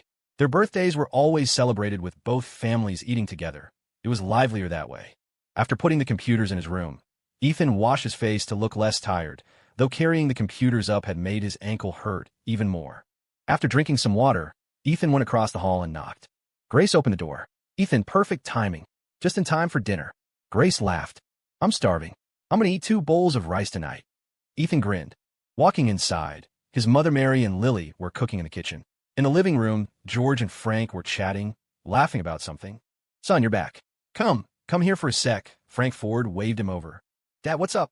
Ethan walked over, asking curiously. Heard from Grace that your recent test scores were good? Top 10 in the class. Frank asked in surprise. Yeah, performed okay. Just need to reinforce physics, chemistry, and English. Ethan grinned.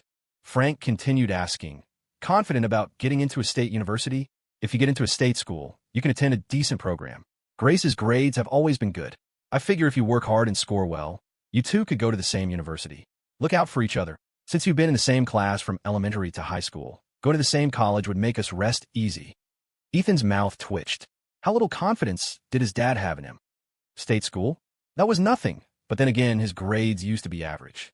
Now, however, he was confident he could score far above the requirement for a top-tier university. I'm confident about a state school. Not hard. I told Grace, too. We can apply for the same schools, somewhere in Chicago. First choice naturally being University of Chicago or UUC, close to home. Ethan replied. Frank nodded with satisfaction. Good to have that ambition. Go for it. George smiled. Frank, I see Ethan is very confident. Trust him, he'll definitely make it. Oh, George, he only did well on this test. Before, he didn't have these grades. Still a bit worrying, Frank shook his head. George looked at Ethan and laughed. Ethan, then get a good score to show your dad. Haha, will do, Uncle George, Ethan nodded. As they chatted, Lily and Mary brought out the last 2 dishes. Come, everyone sit down and eat, Lily called out. The table was packed with 6 dishes and a soup, extremely lavish, just like a holiday dinner. George opened a bottle of good wine specifically to treat Frank. The two were old drinking buddies, visiting each other every few days for a couple of drinks. George had quite a few bottles gifted by others, and Frank got to share the fortune. The meal was lively. The two families had known each other for over 20 years. They were closer than relatives, practically family. After dinner, Lily cleared the dishes and brought out the cake. Da-da-da, time for cake. Come, daughter, light the candle and make a wish, Lily smiled. Grace nodded happily, placed a single candle on the cake, and lit it. Grace, what birthday wish are you making? This is your 18th. You're an adult now, Ethan asked curiously. None of your business. I'm not telling you, Grace said haughtily, clasping her hands to wish. Hope Mom and Dad stay healthy. Hope Ethan does well on the SATs and his business improves. Since he gave me a computer, I'll spare a wish for him. Grace thought to herself. Grace, did you make a wish about me? Ethan suddenly leaned in front of her, whispering with a smile. Grace's cheeks reddened. I did not. Don't flatter yourself. Humph. With that, she blew out the candle. Hey, we haven't sung Happy Birthday yet, Ethan exclaimed. Ethan, with your tone-deaf voice? I've heard it for over 10 years. Let's skip it, okay? Grace rolled her eyes at him. Ethan smiled helplessly. He didn't have singing talent before, but later in college, he took music electives and even signed up for training classes after graduation. He definitely had no issues now. Oh well, looks like Grace won't get to hear my angelic voice. Grace cut the cake, serving the elders first, then giving Ethan a big piece, while eating only a little herself. Why are you eating so little? Ethan asked. Too much cream. I'm afraid of getting fat. You eat more, Grace said casually. With your figure, you don't need to lose weight, do you? Ethan shook his head and smiled. Grace was shorter than him by half a head, but she was still 5 feet 7 inches tall for a girl. Mainly, she wasn't just tall, but very well proportioned. As the saying goes, 1 inch more is fat, 1 inch less is thin. She was just right. Her figure made all the girls at school envious to death. I like to. None of your business. Come on, let's go eat in my room. Grace saw George and Frank about to puff away in the house. Her sense of smell was sensitive, and she didn't want to smell the smoke. The two went into the room and sat at the desk eating cake. Ethan, do we get the computers back? Grace had been thinking about her birthday gift. Brought them back. They're in my room. I'll install yours tomorrow after school. You don't know, the delivery guy and I hauled them up 2 flights. Nearly killed me. Ethan shook his head and laughed. Grace felt a bit touched and was about to speak. Ethan continued with a cheeky grin. Give me a kiss as a reward. Grace blushed and glared at him. Get lost, taking the opportunity to ask for credit. At most, I'll treat you to breakfast tomorrow. Breakfast burrito with extra sausage. Ethan chuckled, then suddenly shifted his foot. A sharp pain shot through his ankle, making him wince and suck in a cold breath. Seeing his expression, Grace asked suspiciously, What's wrong with your foot? Think I sprained it. Kicked that guy today and twisted it myself. Ethan grimaced in pain, taking off his shoe and sock to check the injury. Looking at it, it was bad. Swollen huge, like a bun. Oh my God, Ethan, you sprained it this badly? Why didn't you tell me earlier? Grace frowned at the injury. It didn't hurt that much before. Got worse later. Just now, carrying the computers up made it hurt more, Ethan said helplessly. Grace froze. She didn't expect him to carry the computer up for her with an injured foot. She instantly felt guilty. What a dummy. Sit here and wait. I'll get the liniment. My dad's liniment works really well.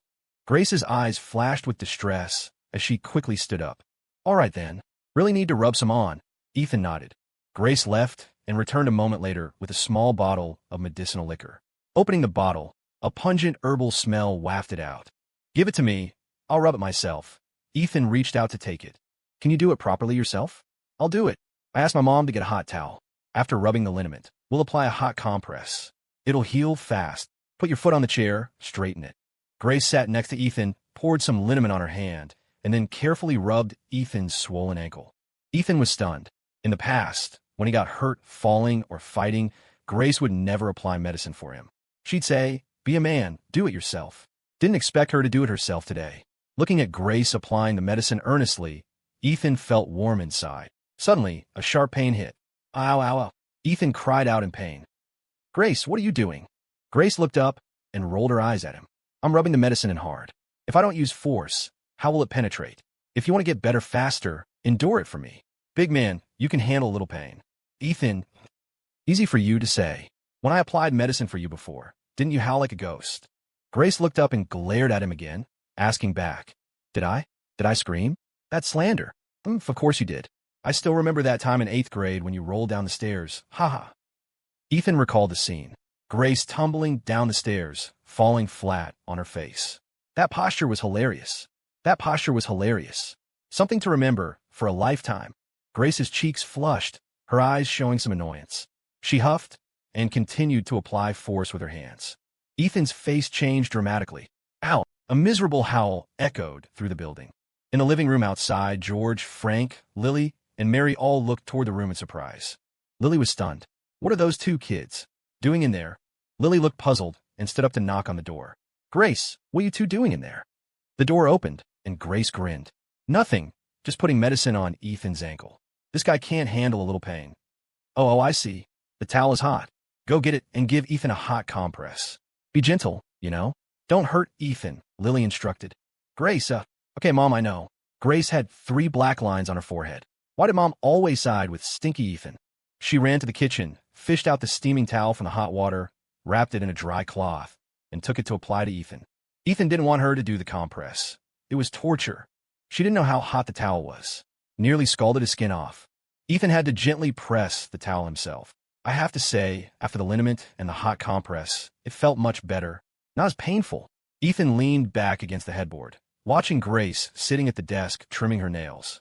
She had her legs crossed, her skirt riding up a bit, revealing a pair of smooth, white long legs. Elasticity. Should be pretty good, right? Ha. Grace, can you clip my toenails later? Why should I help you? Just because your ego is big. Everything about me is big, except my ego. My hands are busy with the compress. It's inconvenient. Grace looked up at him. Seeing his ankle swollen like that, her heart softened. Fine. Since you gave me my favorite birthday present today and sprained your ankle, I'll clip them for you. Ethan secretly rejoiced. Grace really had a sharp tongue, but a soft heart. Thanks. Start with the left foot. The left one doesn't hurt. Ethan pulled her pillow over, placed it behind his back, and lay down comfortably, waiting for her service. Grace rolled her eyes at him speechlessly. Stinky Ethan. She sat by the bed and started clipping Ethan's toenails with the clippers. Ethan, you need to scrub off the dead skin when you shower. It's so thick, Grace said with a look of disgust. Skin is a protective layer. Why remove it? Having skin implies security. Ethan gave a cheeky laugh. Grace paused. Why is your tone so weird? Weird where? It's very normal. Can't be bothered with you. Go back and rest after I'm done. Sprained ankle means early bedtime. Chasing me away so soon. It's 10 p.m. If you don't go back, do you plan to sleep here? That's not impossible. Stinky Ethan, do you want to ball you up and throw you out? Don't be so impulsive. At least I'm half your master, okay? Taught you to fix computers, even taught you to cook noodles. Grace pouted and huffed. The noodles you cook aren't very good either. Then why did you eat so much? Ethan retorted. That's because I was hungry. Grace insisted stubbornly. You have a nerve to talk about me? You can't cook noodles. Didn't even stir them. They were all stuck together. Ethan chuckled lightly. Grace pinched his thigh with her hand. Ow! Grace Miller, why are you pinching me? Grace lifted her chin, acting haughty. For talking about me. No mentioning the noodle incident again. Ethan grimaced. Fine. Won't mention your embarrassing moments. Stop pinching me then. Grace revealed a pair of white canine teeth. Say one more word, and I'll clip your toe off. Ethan grinned, but obediently shut up. His toe was in her hands right now. A moment later, Grace quickly finished clipping Ethan's toenails. All right, Ethan, hurry up and scram. Go back to sleep. Grace put away the clippers and clapped her hands. So fast, Ethan was a bit reluctant. The feeling of his toes being held by Grace's soft hand was really nice. Too bad good times are always short. What do you want then? You're so annoying. Grace switched to a playful accent. Fine. The king shall return. Can little Grace support me? Ethan looked at her with pitiful eyes. Okay. So much trouble. Grace pulled him up from the bed. Ethan stood up unsteadily and suddenly fell onto her, hugging her tightly. With warm, soft jade in his arms, he felt like he was ascending to heaven. A unique fragrance wafted into his nose, refreshing the heart. Grace smells so good. Stand steady. I can't hold you up. Grace's face turned red. She puffed out her cheeks, pretending to be angry. But being held by Ethan like this, her little heart inexplicably started beating faster. Oops, accidental. Ethan scratched his head and steadied himself. After putting on his shoes, he walked out of the room with Grace's support. Only Grace's parents remained in the living room. Ethan, is your foot better? Lily asked with concern. Applied the liniment and hot compress. Much better. Thanks, Mrs. Miller. Ethan smiled. Go back and rest well then. Grace, help him properly. He probably can't ride a bike to school tomorrow morning. You give Ethan a ride these next few days, Lily instructed. Grace. Mom, you were way too nice to stinky Ethan. Okay, I know. Grace responded helplessly and continued to help Ethan back. At Ethan's door, Grace immediately let go. All right, you walk the rest yourself. I'm going back to shower. With that, Grace turned and skipped back to her own home. Ethan smiled and opened the door to his home. As soon as he returned, Mary came out of the kitchen and asked curiously, Son, why are there 2 computers in your room? Oh, I bought them cheap from a recycling company. Fix these 2 up. Giving one to Grace as a birthday present, Ethan confessed honestly. All right, son, you know how to fix computers? Not bad. Didn't know you had this talent. Mary was pleasantly surprised. Haha. Average, third in the world. Ethan scratched his head and laughed. Hurry and shower. After you shower, I'll rub your foot. How can you be so careless, twisting your ankle? Good thing it wasn't your hand, or it would affect your studies. Mary put on a stern face. The SATs, aside from marriage and children, were a major life event. A moment to change one's life. Thousands crossing a single log bridge. Scoring well meant a better university and no fear of finding a job later. This was the only way for average families to turn their lives around. Mary placed extreme importance on Ethan's exams and didn't want any mishaps. I know, Mom. I'll be careful next time, Ethan said, running to his room to get clothes. After showering, Ethan sat in a chair while Mary borrowed the liniment and rubbed his ankle again before letting him go to sleep. After Ethan returned to his room, Mary's expression looked pale and exhausted. She felt a bit dizzy, steadied herself to recover some spirit, and then returned to her room. In the room, Frank was smoking by the window, frowning deeply. Ethan went asleep. You hurry and wash up too. Smoke less. Mary smiled faintly. Frank exhaled a heavy cloud of smoke, turned around, and sighed. You really don't intend to tell Ethan? No, it's just over a month until his exams. Better not tell him. I'm afraid he'll overthink it and affect his performance. The exams are important to him. Mary's face was pale, revealing a helpless smile. Frank nodded. True. Let's wait until he finishes the exams. I just spoke to George. He said he can lend us $8,000. That's almost all their savings. I'll go ask second uncle and fourth aunt in a few days. No matter what, let's try to scrape it together. Whatever we can get. Mary shook her head and smiled bitterly.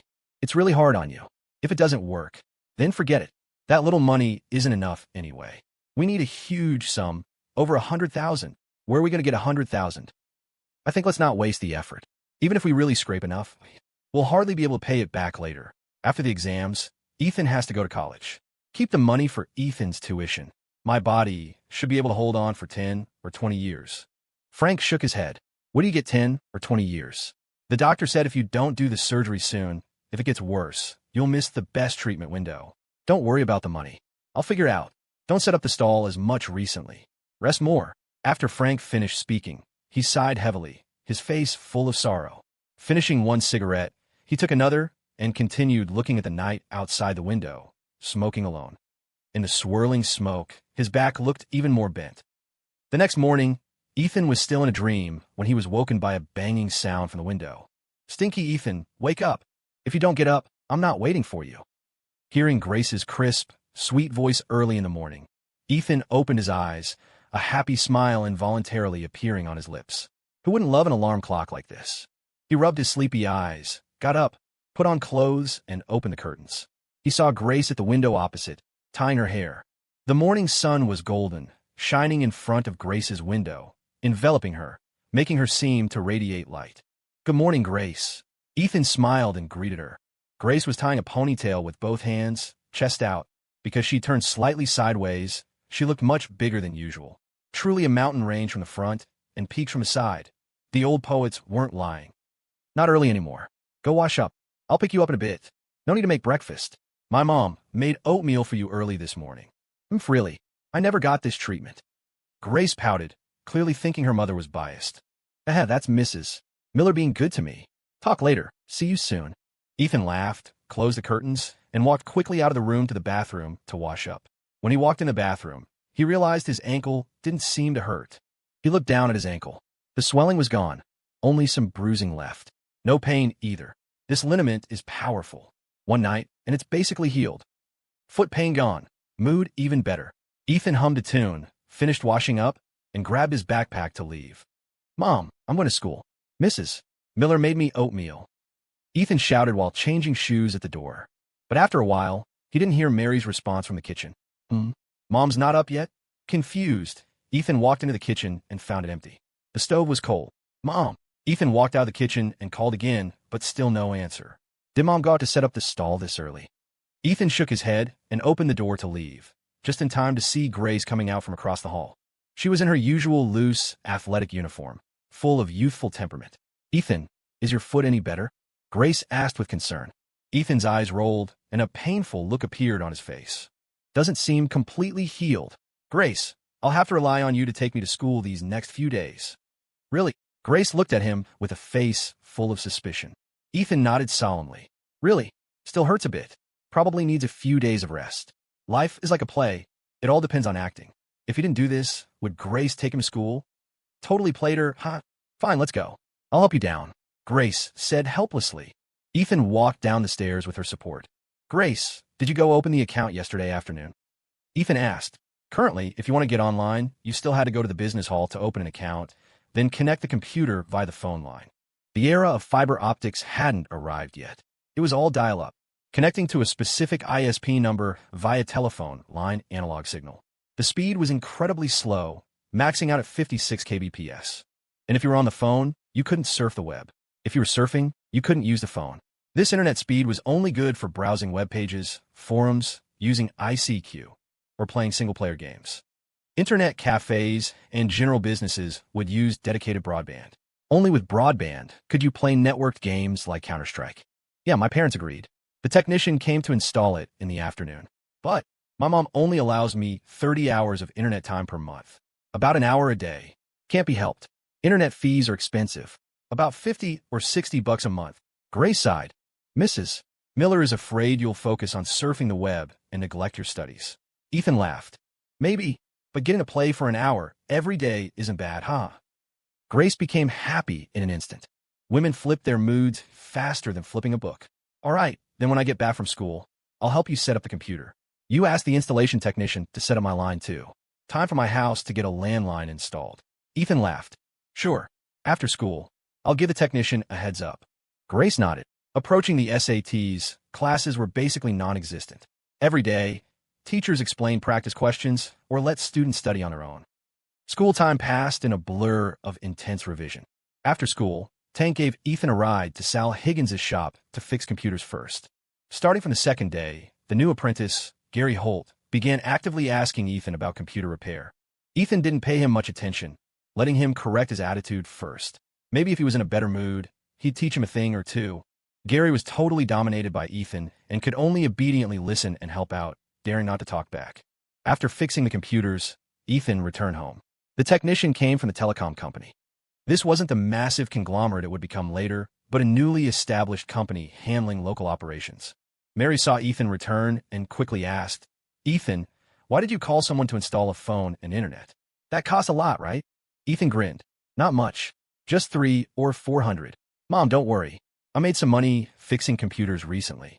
Installing the internet will make it easier for me to learn about computers. These days, fixing computers earned over 7,000 RMB, approximate $900. Plus his savings, Ethan now had about $4,000 in cash on hand. Spending a few hundred to install a phone wasn't a huge expense. Working another month or so would be enough to open the shop. Then the soft furnishings for the shop, plus stocking some computer parts, that would be a very large expense. Mary patted his head and smiled. My son is great, knowing how to make money so quickly. But you still need to focus on preparing for the exams. Don't get distracted. Also, if you make money, remember to save it for college. Don't spend it recklessly. Seeing Ethan had the ability to earn money, she felt very relieved. Mom, I know, Mom. Ethan smiled in response, but he looked closely at his mother and noticed her face was a bit pale. He couldn't help asking, Mom, you don't look too good. Are you tired? Do you want to go to the hospital for a checkup? Mary smiled. No need. I'm healthy. Still need to get regular checkups. Don't worry about the cost. I have money. Ethan said very seriously. Okay. Mom listens to you. All right? We'll talk about it another day. Mary brushed it off. More than an hour later, the technician finished installing the phone and internet at Ethan's house. After paying, Ethan started connecting the computer on the desk in his room. Installed his computer, dialed up, successfully connected. Awesome. Finally able to surf the net at home. Ethan couldn't be more excited. The internet, simply the greatest invention of the new century. It would change the world. Although the speed was extremely slow and unstable, taking 5 or 6 seconds to load a web page, it didn't affect Ethan's enthusiasm. With his computer, at least he could code and develop software in the future. A solid money-making tool. Software where games developed later could sell for money. How cool is that? In 2000, this was an era where the internet and computers hadn't fully permeated society. Many tools, software, or games hadn't been developed yet. Farmville, Parking Wars, poker, even flash game sites weren't online yet. This market was a vast blue ocean. Ethan opened a few of the most popular sites like Yahoo and AOL. These were information portals and all had their own chat rooms. Currently, chatting in chat rooms, browsing portals, and visiting forums were the main social methods online. As for instant messaging, specifically ICQ or its clones, it wasn't universally dominant yet in this specific context, though it was growing. Ethan remembered this timeline well. However, this year also happened to be the year the dot-com bubble burst. The crisis severely impacted the internet industry. Pulling back his thoughts, Ethan felt he didn't currently have the ability to enter this big internet era. Maybe there will be a chance later. He downloaded an instant messenger client, a very primitive, nostalgic login interface. Gray boxes. The input interface only had user ID and password. At the bottom were 3 navigation links: login, cancel, registration wizard. Ethan followed the wizard and registered an account. It was a 6-digit number. Input account, password, login successful. Truly a great historical moment. The first IM account was born. Ethan named his screen name Maple. While Ethan was immersed in the joy of surfing, Grace could no longer hold back and came knocking. Great, you're playing first and haven't set mine up yet. Grace puffed out her cheeks, fuming. I got excited and almost forgot. Okay, I'll go install it for you now. Ethan laughed. Ethan moved the computer to Grace's room, helped her connect to the network, check the IP address, and debug for optimal speed. After successfully dialing in, he tested the speed. Same speed, a few KB or a dozen KB. It works. Barely usable for browsing websites and forums. Ethan clapped his hands. Yay! Grace jumped up and down excitedly, happy as a child. She couldn't wait to sit in front of the computer and try operating it herself. Ethan helped her bookmark the portal addresses, then taught her some common online activities. Finally, of course, he downloaded the messenger for her and registered an account, then added his own account as a friend. That's it. We can chat online in the future. Ethan nodded with satisfaction. Grace paused, then rolled her eyes at him. Your window is right opposite. Why would I chat with you online? Ethan was speechless. That seemed true. Spending every day with Grace, opening the window to see face to face. Didn't seem to need IM to chat. Then you chat with people online. But be careful. The internet is deep. You can't handle it. Maybe the person chatting with you is a pervert. Don't trust netizens easily, understand? Ethan admonished solemnly. Grace nodded. I know, don't worry. I'm not a kid. All right then, I'm going back. Open the window and yell if you don't understand something. Ethan laughed. After Ethan left, Grace looked at her IM. Suddenly, her eyes rolled and a prank idea arose. Stinky Ethan, watch me mess with you. 10 p.m. After washing up, Grace returned to her room, opened the registration page, registered a new account, and then used the new account to add Ethan as a friend. Stinky Ethan, I'll be your first stranger friend. On the other side, Ethan was sitting in front of the computer browsing forums. Beep, beep, beep. Suddenly, the messenger had a new notification. Opening it, it was a friend request from a stranger named Aquagirl. A stranger adding me already? Suspicious, he accepted the request. Hello. Aquagirl sent a greeting. Ethan typed back. Maple. Who is this? AS/L. Aquagirl. What is AS/L? Maple. Age, sex, location. Are you a guy or a girl? Aquagirl. Girl. Maple. How did you get my number? Aquagirl. Randomly added. Ethan narrowed his eyes, sensing a conspiracy. The add friend function worked by inputting a user number. Although some bored surfers did just search and add randomly, Ethan didn't think anyone would be lucky enough to stumble upon his brand new number so coincidentally. Let's check the IP address. Ethan chuckled lightly and opened his firewall software. Early versions of instant messengers logged local information. Firewall software could record sender and receiver info, and even see the sender's IP address. This address was the chat partner's real IP. In early versions, it wasn't masked or spoofed yet. Ethan scrolled down the firewall log. Behind the earliest chat record lay a string of IP numbers. When he saw this IP address, he couldn't help but pause. Wasn't this the IP address from Grace's house? He had seen this IP this afternoon when setting up her network configuration. That meant this netizen named Aquagirl was actually Grace. A gleam flashed in Ethan's eyes. No wonder a stranger added him out of nowhere. Grace must have registered another account to catfish him. Ethan made up his mind. He decided to play along. Let's see who pranks whom. Haha, little girl, want to play with me? Ethan immediately typed back. Oh, hello, netizen. I thought it was that woman. At this moment, Grace, across the way, received the message. She paused. Who was that woman Stinky Ethan was talking about? Must ask clearly. Aquagirl, what woman? Which woman did you think I was? Maple. Nothing, just a little brat next door. You wouldn't know her even if I told you. Aquagirl, you seem close to her? Maple. Close? Of course we're close. I know every hair on her head. Grace's cheeks flushed. She glared at Ethan's chat window. You know my butt. Shameless. Aquagirl, hee, is that so? Maple, by the way, who are you? Where do you live? Grace hadn't thought of a fake identity yet, so she quickly made one up. Me? I'm from the Northeast. You wouldn't know it. Ethan chuckled, trying to pull the Northeast card. Maple, really? Let's hear some Northeast slang. I love the accent. It's hilarious. Grace didn't know any Northeast slang. She scratched her head, momentarily stuck for a reply. Unable to come up with anything, she typed, why speak slang while surfing the web? I don't want to. Ethan laughed lightly. All right then. Meeting across thousands of miles is fate. We should communicate more in the future. Get some deep understanding. Grace hummed. Aquagirl, how deep of an understanding do you want? Maple, however deep you want. I don't mind. Just the kind where I know your depth and you know my length. Grace raised an eyebrow. All right, Stinky Ethan, daring to flirt with girls online. And talking so smoothly too. I'll deal with you slowly. Aquagirl, he fine. But I have something to do now. Talk another day. A moment later, Ethan saw the other person's icon turn gray. Offline. Hiv. Grace. Pretending to be a stranger? I'll play with you properly. He also signed off and continued tinkering with the computer.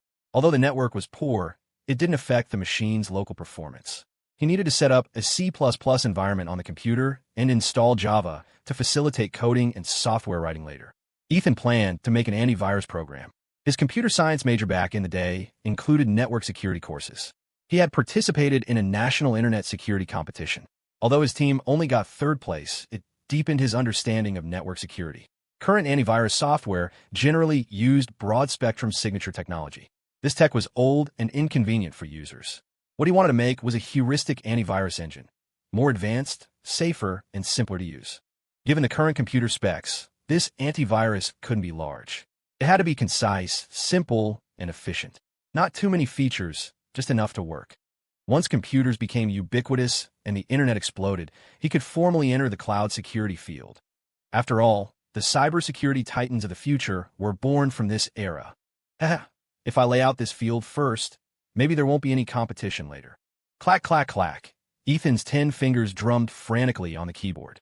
After setting up the environment, he began writing code. During the day, Ethan studied hard at school. After school, he went to fix computers. In the evening, after dinner, he wrote code. On weekends, he went to the shop to lay wires, paint walls, buy furniture, do soft furnishings, and casually fix that batch of broken computers. Every day was extremely full and busy. He didn't even have time to go out and play. Not a single day of rest. Over a month passed in this busyness. In the blink of an eye, it was the last weekend before the SATs. Early Saturday morning, Ethan and Tank rushed to the shop. Arriving at the entrance, Ethan looked at the glass door before him, a confident smile on his lips. He believed the shop was enough to make anyone who entered's eyes light up. Above the shop was a simple yet design-forward sign. On the left was a minimalist red maple leaf logo. On the right was the shop name. Westford Electronics, computer repair experts. The reason for Westford was the homophone with she phone, west wind/maple, signifying the starting point of his and Grace's future life. A simple and clear name with a direct suffix. Anyone seeing the sign would know instantly. This was a professional computer repair shop. The first impression of the storefront was very comfortable, fashionable, and minimalist. Ethan knew, of course, that this had the flavor of an Apple store. Entering the shop, the interior decor's main tone was white and pale yellow, for white walls combined with pale yellow recessed lights. On both sides were solid oak tables, and the display shelves were rendered with LED strips for atmosphere. People in such an atmosphere would feel very at ease and comfortable. The shop had 4 main areas. Left and right were display shelves. The central area had 2 solid oak tables, custom-made to Ethan's design, very beautiful and grand. Ethan planned to use these 2 tables to display computers and various accessories, so customers entering would immediately feel a strong tech vibe. After all, besides repair, Ethan planned to sell custom-built rigs and new or used parts. The third area was the lounge. Not big, but Ethan used leather soft seating. Next to it was a water dispenser and a fashion magazine rack. This area was mainly for customers waiting for their computers to rest temporarily. This area was also where Ethan planned to focus on service improvement later, because this was where contact with customers happened and where customers might stay the longest. It was a key service scene. The fourth area was Ethan's workspace. The wall was covered with a pegboard holding various tools. The desktop also had various testing instruments, pressure gauges, power supply boxes, etc. Although there were many things, it was very tidy and aesthetically pleasing. This area was also made semi-open. Half of the workspace was visible, giving customers a very professional, intuitive feeling. The other half was blocked by partition, which featured a very sharp, simple West Ford logo. The entire shop gave off a very minimalist, fashionable, high-tech feeling. The design was extremely advanced, and the immersion was strong. Ethan chuckled lightly, very satisfied with his masterpiece. West Ford Electronics, ready for takeoff. Boss, big brother Ethan, Henry Payne, and Hannah came out of the work area to welcome him. Henry, good job. The cleaning is excellent. Ethan patted him on the shoulder and praised. Henry was wearing new clothes and shoes now.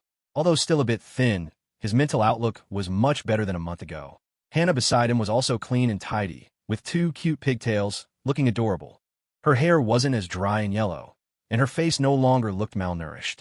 Ethan rented a room with a kitchen nearby for them. With wages, their food improved. Eating well meant better health. Just doing my job. Henry's usually stoic face showed a bit of a smile. The shop renovation is done. You guys don't have much to do for now. Just watch the shop. Tank and I are going to the tech tower later. You move that batch of computers to the middle of the shop. Wipe them down with a dust-free cloth. Try to get them as clean as possible. Use that plastic de-yellowing agent to wipe them down so the monitors look newer. Just be careful not to get it inside the machine. Yes, boss. Henry nodded seriously. Ethan smiled. Henry's execution was super strong. He did things meticulously and perfectly. This was inseparable from his personality. Henry was a very introverted person who spoke little. He was sensitive inside and extremely eager for others' approval, especially Ethan's. Such people worked without talking, but did things in detail and well. They weren't afraid of hardship. They just wanted to do the job well to get approval. Ethan hoped he would become more cheerful and extroverted later, but obviously, that wasn't something achievable overnight. Take it slow.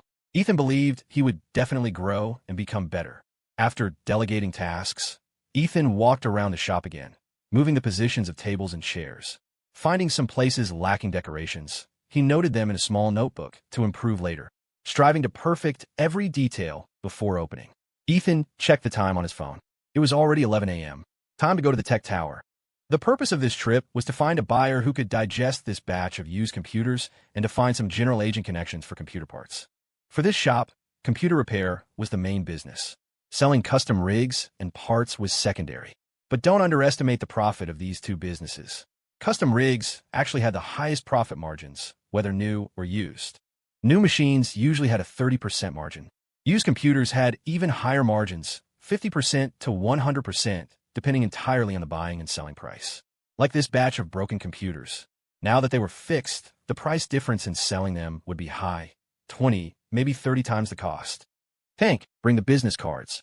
Let's go. Ethan smiled. Hey, you got it, boss. We have a business and cards now. Tank said happily.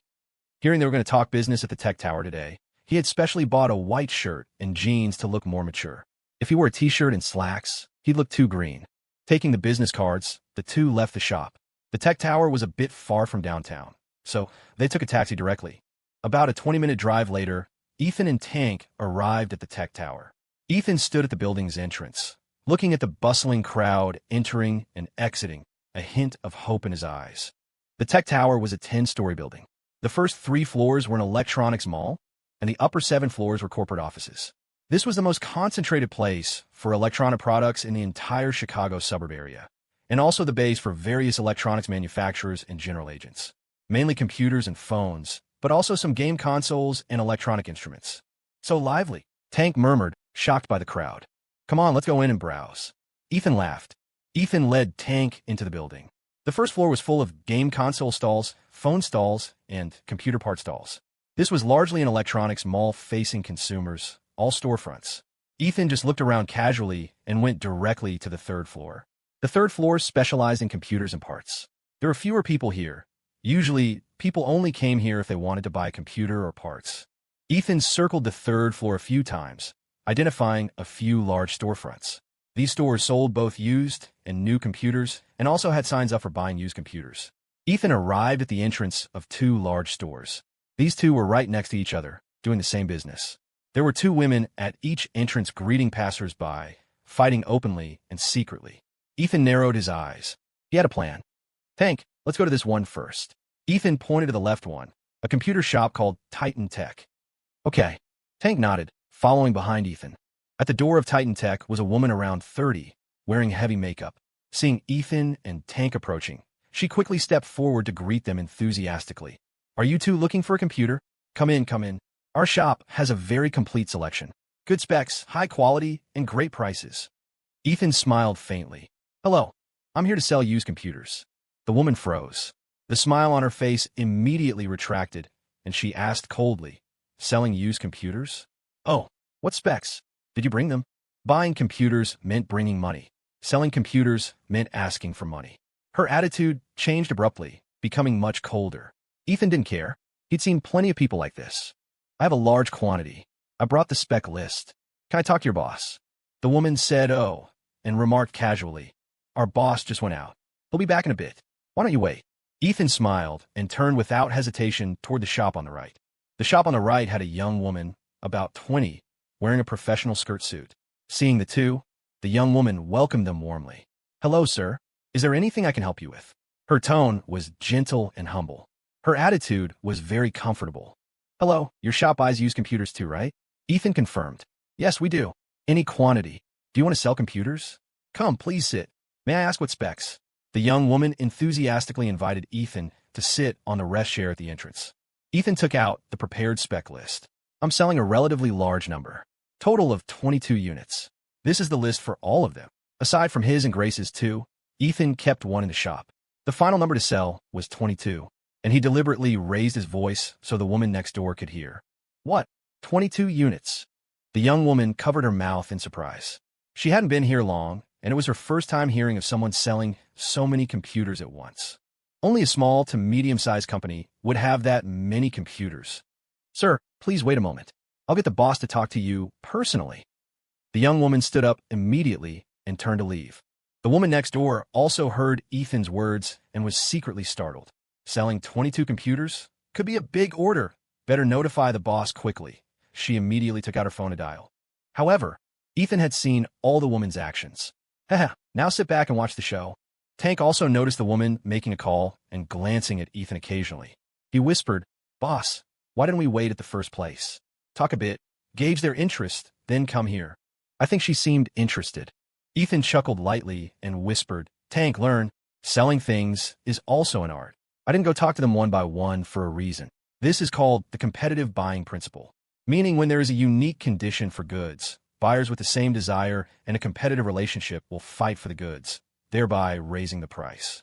Ethan saw he was a bit confused and smiled. Remember last time I took you to Mickey D's? Tank was a bit confused, but thinking of the trip, he nodded. We went for the spicy chicken sandwich, but they were out. Only one grilled chicken sandwich left. The lady in line behind us wanted it too, kept talking, urging us to hurry up.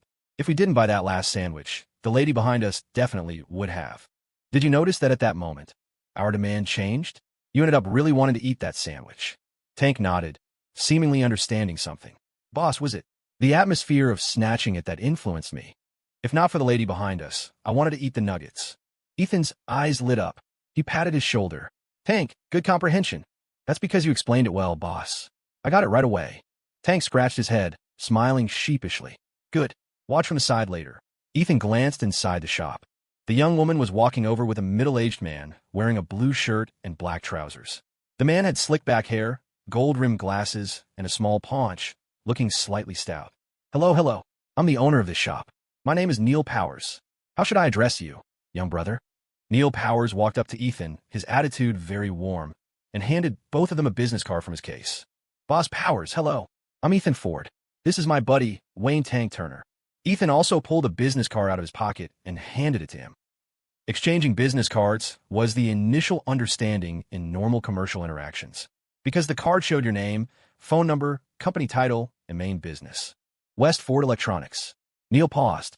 He had been in the tech tower for over 5 years and hadn't heard of this shop. Seeing the address on the card, the Metro Mall, the downtown area, he suddenly realized. Brother Ethan is in the same trade? No wonder I heard from Amy you're unloading a batch. 22 computers. Aside from big corporations, only a peer would have that. Neil laughed warmly. I guess. But our shop isn't open yet. It'll be a while before we open for business. I came to the tech tower today, mainly to sell a batch of used computers, so I came to take a look. Ethan explained. Hey, good. Brother Ethan, let's sit down and chat slowly. Please, Neil said politely. His gaze stayed fixed on Ethan, a hint of curiosity in his eyes. This young man looked only about 20, owning a shop so young, and judging by his demeanor and speech, he was particularly mature. Unlike an average fledgling kid, it was surprisingly impressive. He rolled his eyes and laughed. Brother Ethan opening a shop at such a young age, truly the younger generation is formidable. I haven't seen many young bosses like you. Amazing. Ethan smiled faintly, modest. Mr.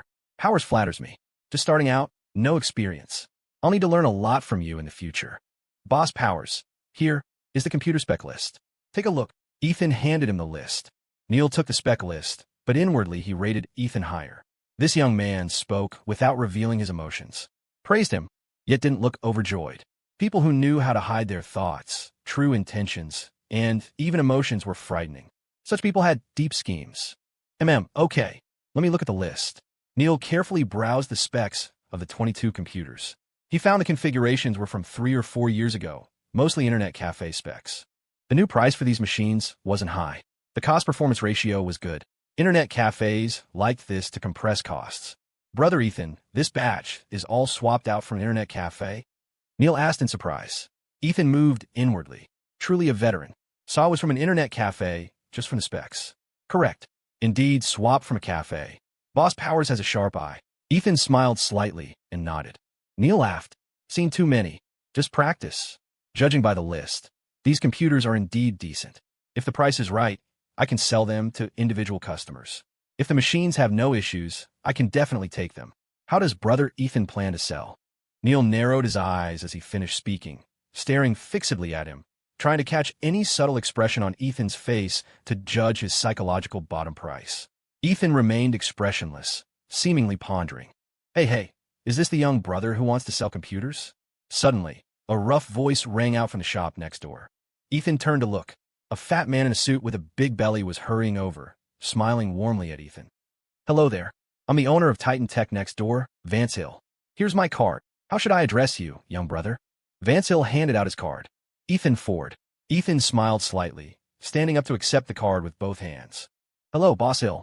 I went to your shop just now, but found you weren't in, so came over here to sit. Ethan left room in his words, also signaling to Vance that he hadn't reached a deal with Neil yet. Vance was naturally a shrewd person too. Hearing Ethan's words, a gleam flashed in his eyes. Is that so? My apologies. I just went to the restroom.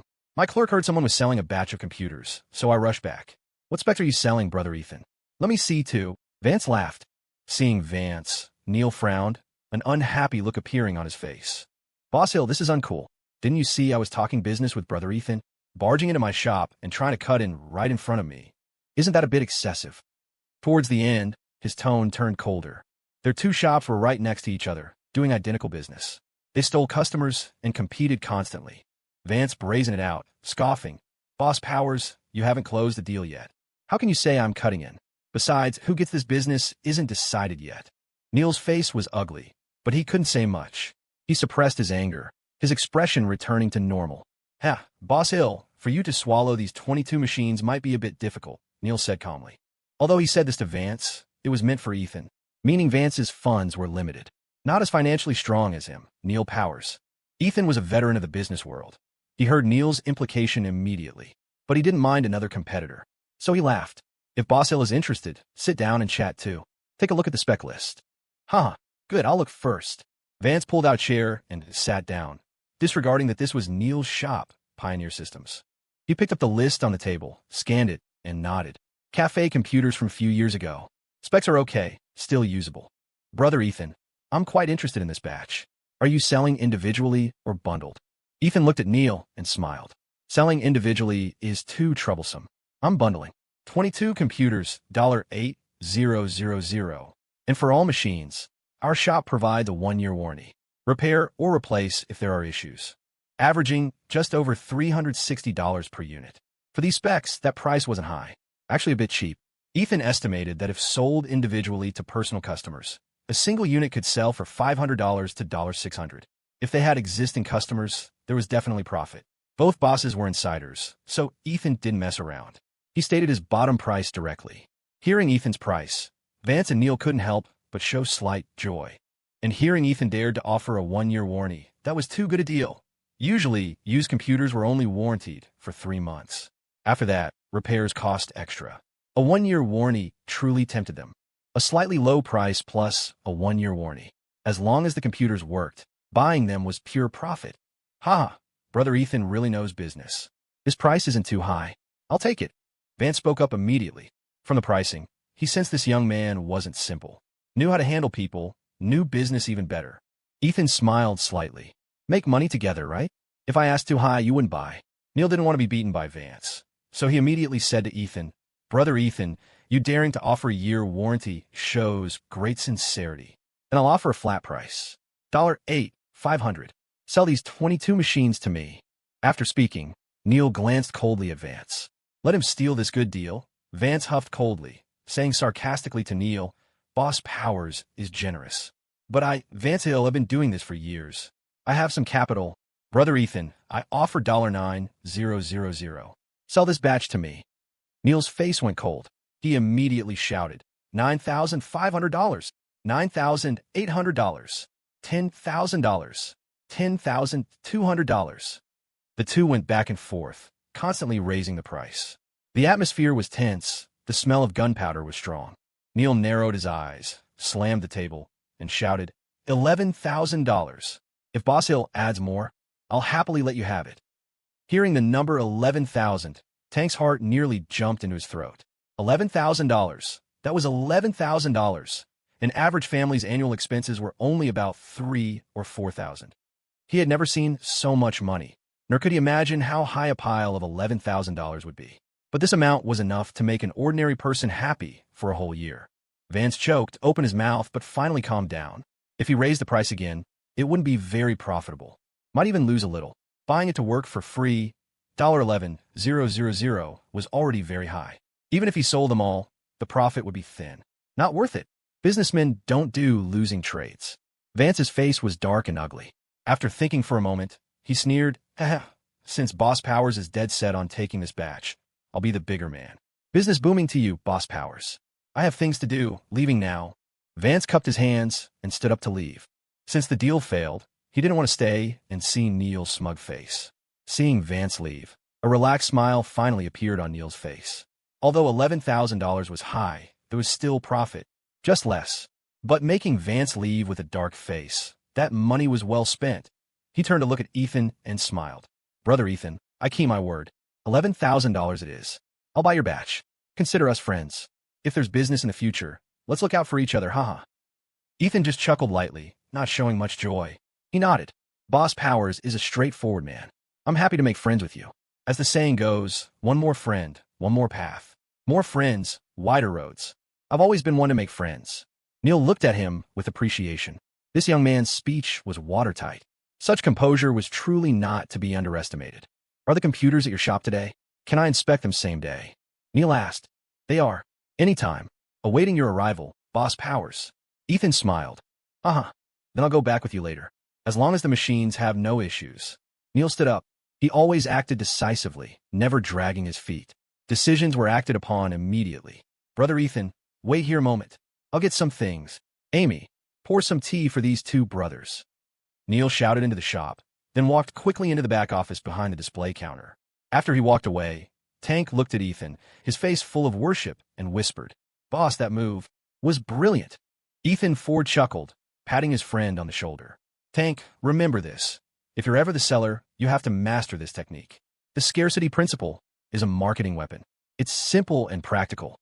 This principle evolved into a business strategy called hunger marketing. You release limited stock to create a false impression of shortage. Customers rushing to buy allows you to maintain high prices and profit margins. Wayne Tank Turner looked stunned. Brilliant. People really fall for that. Ethan knocked on the table, his expression serious. Actually, this kind of marketing is already everywhere. Many companies use it. Because it's simple, easy, and effective, it's become a standard tactic. Take McDonald's, specifically the McRib. They could easily make it a permanent item. It's just a molded pork patty, but they only bring it back for limited times. People go crazy for it every time. They rely on the unique advantage of their product and use the scarcity principle to make people scramble for it. If they sold it year-round, sure, they'd make money, but the hype would die, and customers would complain when prices went up. Tank looked enlightened, as if a door to a new world had just opened. Ethan watched him, thinking hard, and smiled, letting him process it. Tank was his most trusted brother and would be his right-hand man in the future. He might be a bit simple now, but that didn't mean he'd stay that way. As long as he was in business, he'd get sharper. A young woman named Annie brought over 2 cups of tea. Please wait a moment, gentlemen. The boss will be out shortly, she said with a polite smile. No problem. We're in no rush, Ethan nodded. 10 minutes later, Neil Powers came out wearing a fresh jacket. His hair was slicked back with oil, clearly freshly groomed. Ethan nodded inwardly. Neil understood business etiquette. He wasn't just some small-time shopkeeper. Average small business owners didn't pay attention to these details. Only businessmen with a certain social standing and ambition did. Because when you stepped out, you were the face of your business. Sorry to keep you waiting. Shall we head out? Neil said apologetically. Not at all. Mr. Powers, are you driving? Or should we hail a cab together? I'm just starting my venture, so I haven't bought a car yet, Ethan admitted frankly. In front of a man like Neil, showing some authenticity made you seem more sincere. Neil laughed. In that case, I'll drive. I'm sure in the future, my young friend Ethan will be buying several luxury cars, driving a different one every day. He found this young man increasingly interesting. Sincere, yet calm and seasoned. His actions were watertight. If a guy like this didn't succeed, who would? Building a relationship with him now might benefit him in the future. You're joking, Mr. Powers. Driving a different car every day? The maintenance alone would kill me, Ethan replied casually. The three of them chatted as they took the elevator down to the parking lot. What surprised Ethan was that Neil was driving a BMW 5 Series, the E39 chassis. In the current market, this car started at around $50,000. Fully loaded, it could push 60 or 70 grand. A $50,000 car in the year 2000 was undeniably a luxury vehicle. There weren't many people in the Chicago suburbs who could afford such a ride. Usually, they were millionaires. Mr. Powers, you're full of surprises. People who drive an E39 aren't simple, Ethan complimented casually. You actually recognize this model? Neil was surprised. It's an import. Not many people know the chassis code. I've read about it in magazines. BMW's latest pride and joy, the benchmark for luxury sedans. Not many people around here can afford one, Ethan said, running his hand over the hood admiringly. Haha, you flatter me. There are plenty of rich folks in Chicago. I'm nobody. I didn't even buy this car. I don't have that kind of capability yet. My old man gave it to me. It drives nice, so I kept it, Neil said as he opened the door. Ethan sat in the passenger seat, Tank in the back. On the road, Ethan and Neil talked about everything from history to current events. Ethan controlled the rhythm of the conversation, his wit drawing frequent laughter from the driver's seat. Neil drove, occasionally glancing deeply at Ethan. This young man was extraordinary.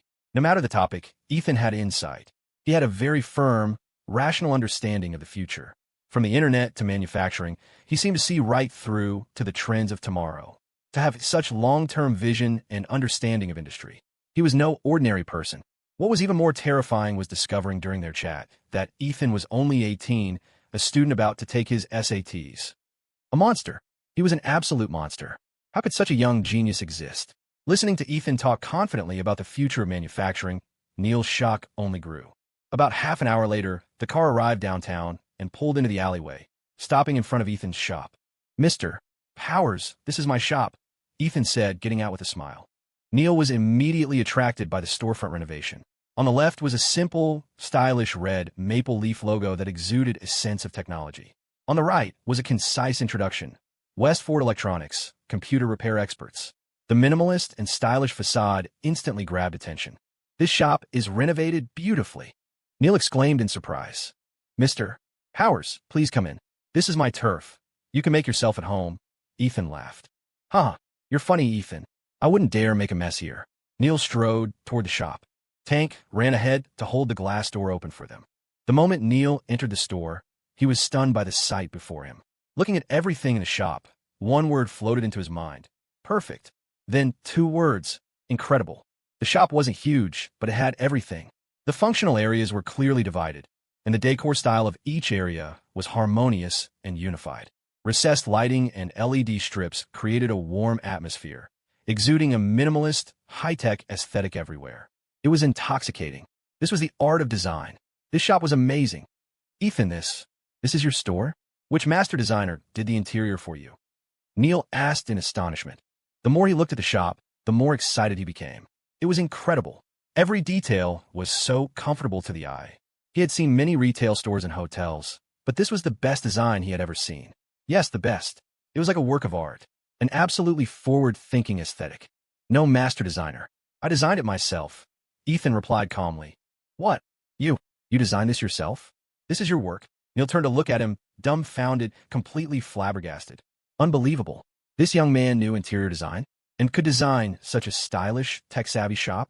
Such design, capability, and artistic sense were breathtaking. Seeing his stunned look, Ethan was secretly amused. "Mr. Powers, the computers you wanted are over there, lined up and ready. Go plug them in one by one. Boot them up so Mr. Powers can inspect the machines," Ethan ordered. "You got it." Henry nodded. Tank went over to help. Neil finally snapped out of it, taking a deep breath. "Ethan, you really are a genius. This is the best storefront I've ever seen. If you entered a competition, you'd definitely win the Best Design Award." Neil didn't spare his praise. The shop's design deserved it, and its owner, Ethan, deserved it. "You're too kind." "Please," Ethan smiled, extending a hand. Neil reached out his hand to shake, then paused. "Wait a minute. Before inspecting the machines, there's one thing I need to discuss with you." Ethan paused, his heart sinking slightly. Was there a variable? "Go ahead, Mr. Powers. What is it?" Ethan asked calmly, his expression unchanging. Neil immediately switched to a flattering face, rubbing his hands together.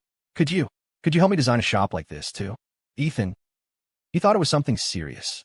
It turned out to be this. Seeing Ethan's stunned expression, Neil thought he was reluctant and quickly added, "Don't worry, as long as you design it, I'll pay you a huge design fee." Ethan stared at him for a second, then smiled. "That's no problem. Forget the design fee. You treat me as a friend, Mr. Powers, so we won't talk about money for that." Designing a shop wasn't hard for Ethan. He could knock it out in a night. It was better to do it as a favor. If Neil owed him one, he'd be easier to deal with in the future. Neil looked surprised that Ethan turned down the fee, but his appreciation for the young man grew. This kid was solid. "Haha. In that case, I'm counting on you, my friend," Neil said sincerely. "Please inspect the machines first," Ethan gestured. Neil nodded and began the inspection. Friendship was friendship. Business was business. Neil didn't relax his testing just because Ethan agreed to help with the design. He booted them up one by one, checked the component specs, tested performance, then opened the cases to check for wear on the parts. 2 hours flew by before he finished inspecting all 22 machines. The machines have been repaired, but the repair work is high quality. The parts are 80% new, no issues with usage. These machines meet the criteria. I accept them. Neil smiled with satisfaction. The batch was better than he expected. Although there were signs of repair, the workmanship was excellent and the traces were minimal. The parts should last a few years without issue. Overall, buying these computers wasn't a loss. He could definitely resell them, especially with a 1-year warranty guarantee. You have a sharp eye, Mr. Powers, Ethan complimented. Neil chuckled, then suddenly asked, You have some talented people working for you, Ethan. The repair level on these parts is so high. It's clearly the work of a master. Tank stood by the side, beaming proudly. Mr. Powers, the master you're talking about isn't anyone else. It's Ethan. Neil's eyes widened in shock as he looked at Ethan. What? You fix these? You know how to repair computers. Ethan nodded with a slight smile. If I didn't, I wouldn't have opened a computer repair shop.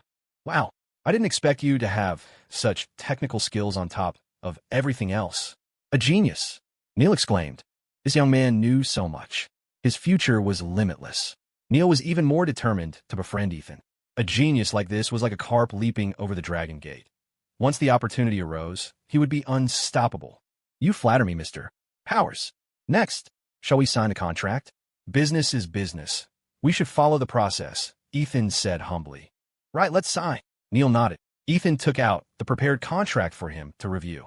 Neil read it carefully several times, raised no objections, and readily agreed to sign. They signed on the spot, stamped their seals, and exchanged copies. Pleasure doing business, Ethan. I'll have someone transfer the funds shortly, Neil said, extending his hand. Ethan shook it warmly. No rush. Whenever you have a moment. Let's grab a bite to eat together. I'll treat you to the Great Lake Grill. How about it? Dining together suited Ethan perfectly. He wanted to build a relationship with Neil, too. Sure, let's have a few drinks. Ethan turned to Henry and Tank. You guys don't need to cook. Come eat with us. Hannah can stay and watch the shop. Okay, Ethan. Henry responded. Ethan, I'll call ahead and book a booth, Tank said sharply, pulling out his phone. Ethan had bought him a second-hand mobile phone to make communication easier.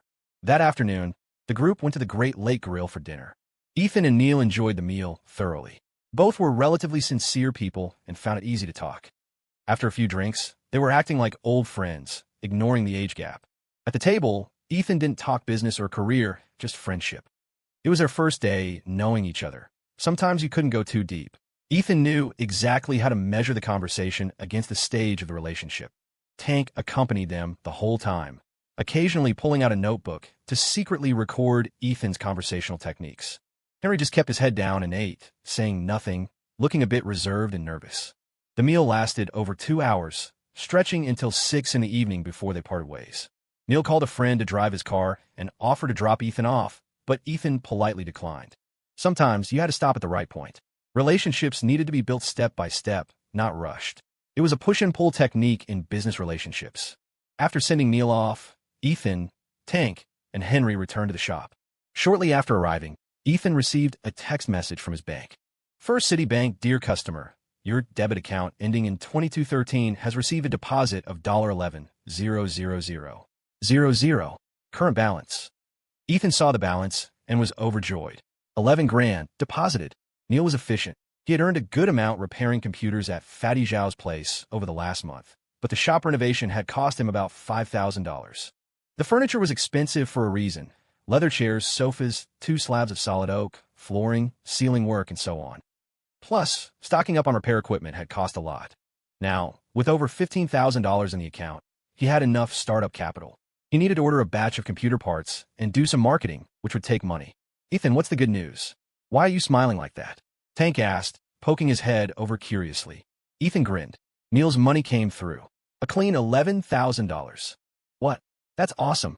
Tank jumped up in excitement. 11 grand in one go. That was the largest sum of money he had ever seen. Come on, let's buy some things to take back. I'll get a gift for your mom, too, as a token of my appreciation.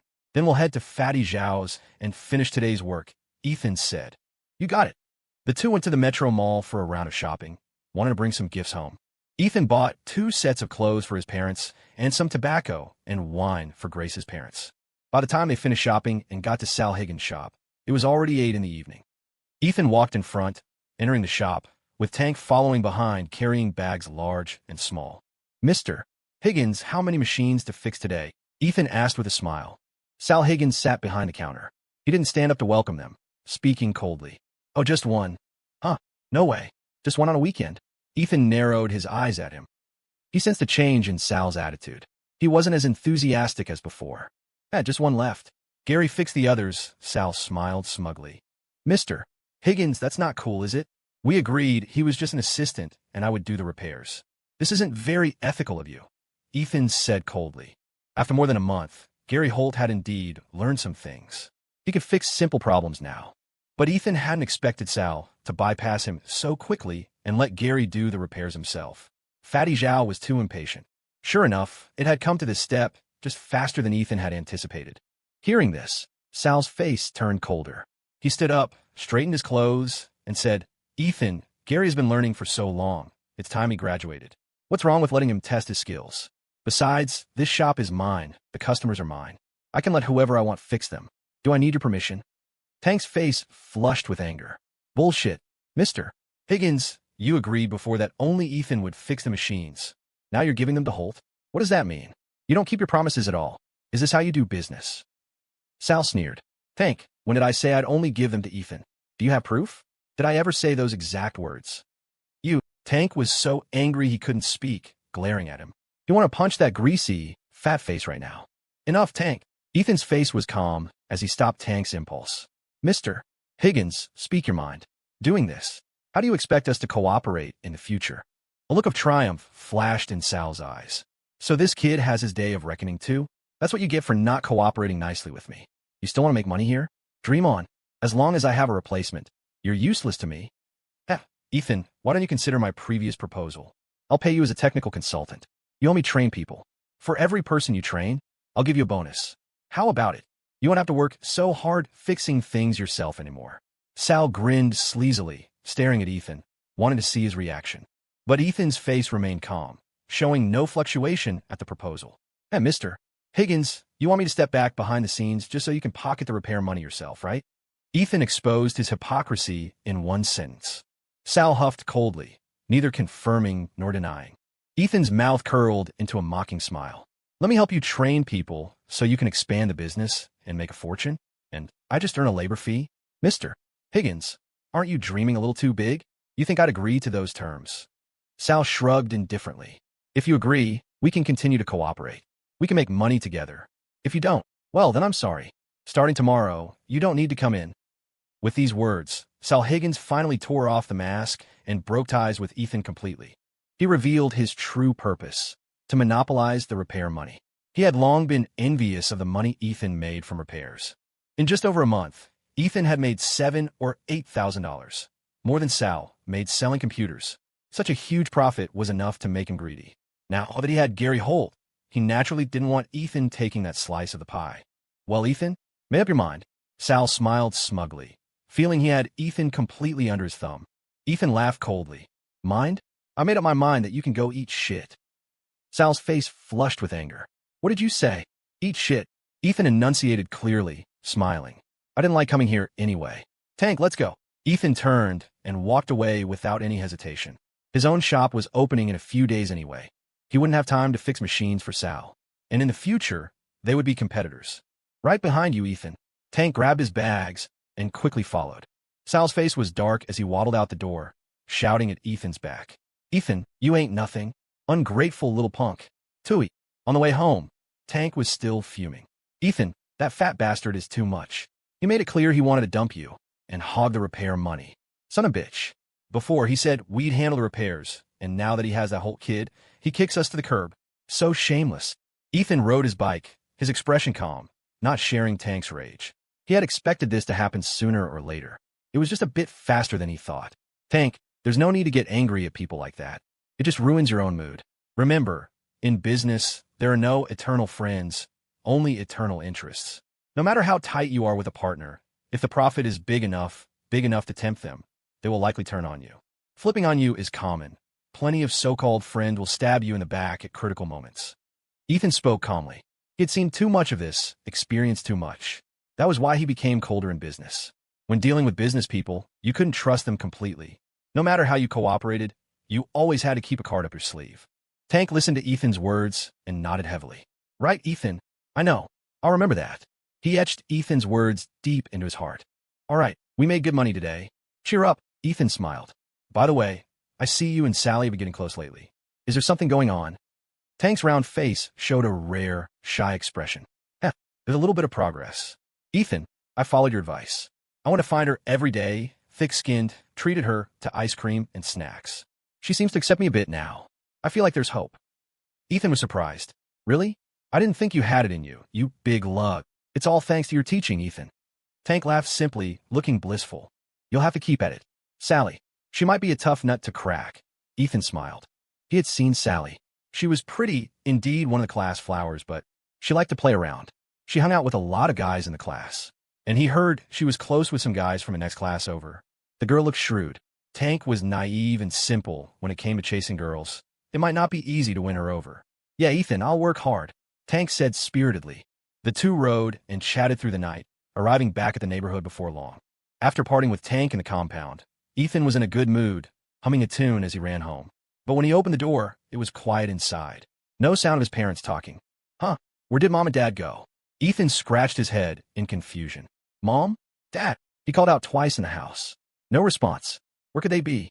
Usually, at this time, his parents would be watching TV. Did they go visit neighbors? Maybe. Whatever. He'd wait for them to come back and surprise them.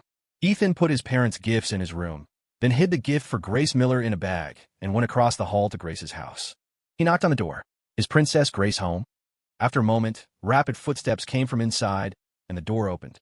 Huh? Smelly Ethan, why are you back so late? Where did you go fooling around? Grace was wearing a loose pink nightgown.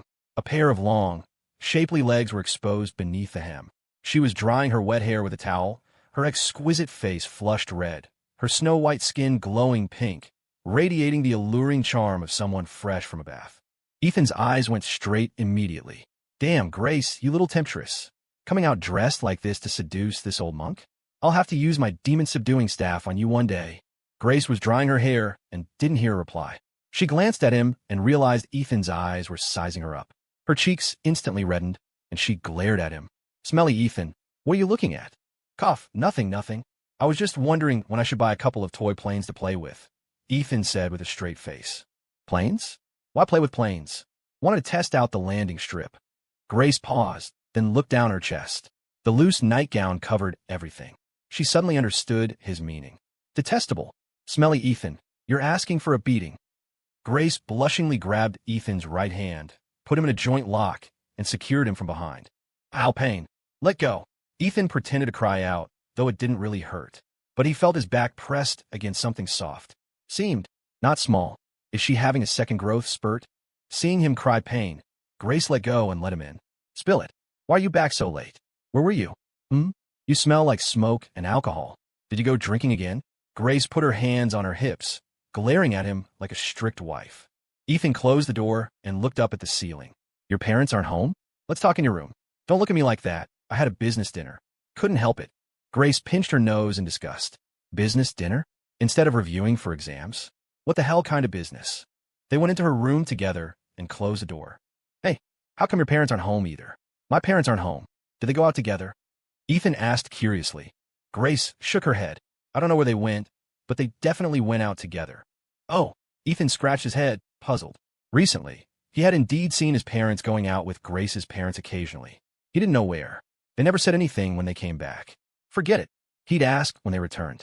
Ethan plopped down onto Grace's bed, lying back comfortably. Grace's bed was soft and smelled nice.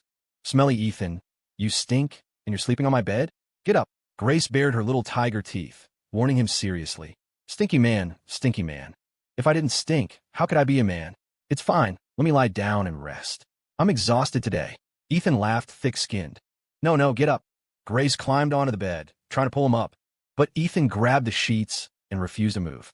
Grace puffed up her cheeks, disregarded everything, and sat directly on his stomach, grabbing his collar with both hands to haul him up. Get up. No, then I'll strangle you. Stop. Grace, do you like this position? What do you mean? I have 10,000 ways to strangle you. Tell me, which posture do you prefer? Ethan acted shy. As long as you like it, I can accept any position. Grace froze, looked down, and realized she was sitting on Ethan wearing a nightgown. Her face turned apple red instantly, and she scrambled off. Smelly Ethan, I'm gonna hit you. Grace's little fist was about to fall. Stop. Can you not hit the face? Why not? Because I have to make a living with this face. Dream on. Her small fist fell like raindrops on Ethan. It didn't hurt. Actually, it felt kind of nice. But Ethan cooperated by howling in pain. Finally, she dragged him up with her domineering brute force. No lying on my bed. Okay, no more playing. I have a gift for you. Grace, holding his collar, suddenly froze. Gift? For me? What gift? Ethan picked up the bag from the bedside and handed it to her. Look for yourself. You'll definitely like it. Grace let him go, took the bag, looked inside, and pulled out a box. When she saw the image on the box, she froze. Then her expression turned to joy. A Walkman. Ah, a Walkman. She shouted in excitement. It was the Sony Walkman she had always wanted. She could carry it anywhere and change cassette tapes. And this model came with headphones. Now she could listen to music anytime, anywhere. She had wanted to buy one for a long time, but didn't have the money and didn't want to ask her parents. She planned to work a summer job after the SATs to buy one. She excitedly stroked the box, happy as a child with a new toy. Ethan saw her surprised look, and a smile curled his lips. Just as he thought, she loved it. Ethan, is this really for me? You be kind enough to give me a Walkman? Grace looked at him suspiciously, as if suspecting an ulterior motive. What's with that look? I made some money, so I bought you a gift. What's wrong with that? Relax, no strings attached. Ethan laughed. Then, thank you. Grace felt warm inside and smiled sweetly. Ethan was actually a good guy. He knew to buy her a gift. He was worth keeping around. Ethan laughed roguishly. Grace, is thank you all I get? How about you give me a kiss? Left cheek or right cheek, take your pick. Ethan twisted left and right, leaning his face toward her. Grace's pretty face blushed as she glared at him. In your dreams, smelly Ethan actually tried to negotiate terms with me? Detestable. Ethan laughed. All right, just kidding. Open it up and see if it works. Grace huffed and started tearing the packaging. As she unwrapped it, she said, for the sake of the Walkman, this lady will cook you a delicious meal as a reward. Ethan, Grace, is this how you repay kindness with enmity? Every time he remembered the noodles Grace cooked, Ethan felt a reflexive urge to gag. It was a dark memory. Please, I've been looking up recipes online recently. I'm learning to cook. Grace glared at him, putting on airs. So you've cooked them? Not yet. Still in the learning phase. Haven't practiced. And you want to cook for me? I'm looking for a taste tester. Uffed. Grace, you want my life. No deal. Grace looked up and stared at him, rubbing her fist. Crack, crack. Is my cooking really that bad? I wouldn't say bad. I'd say lethal.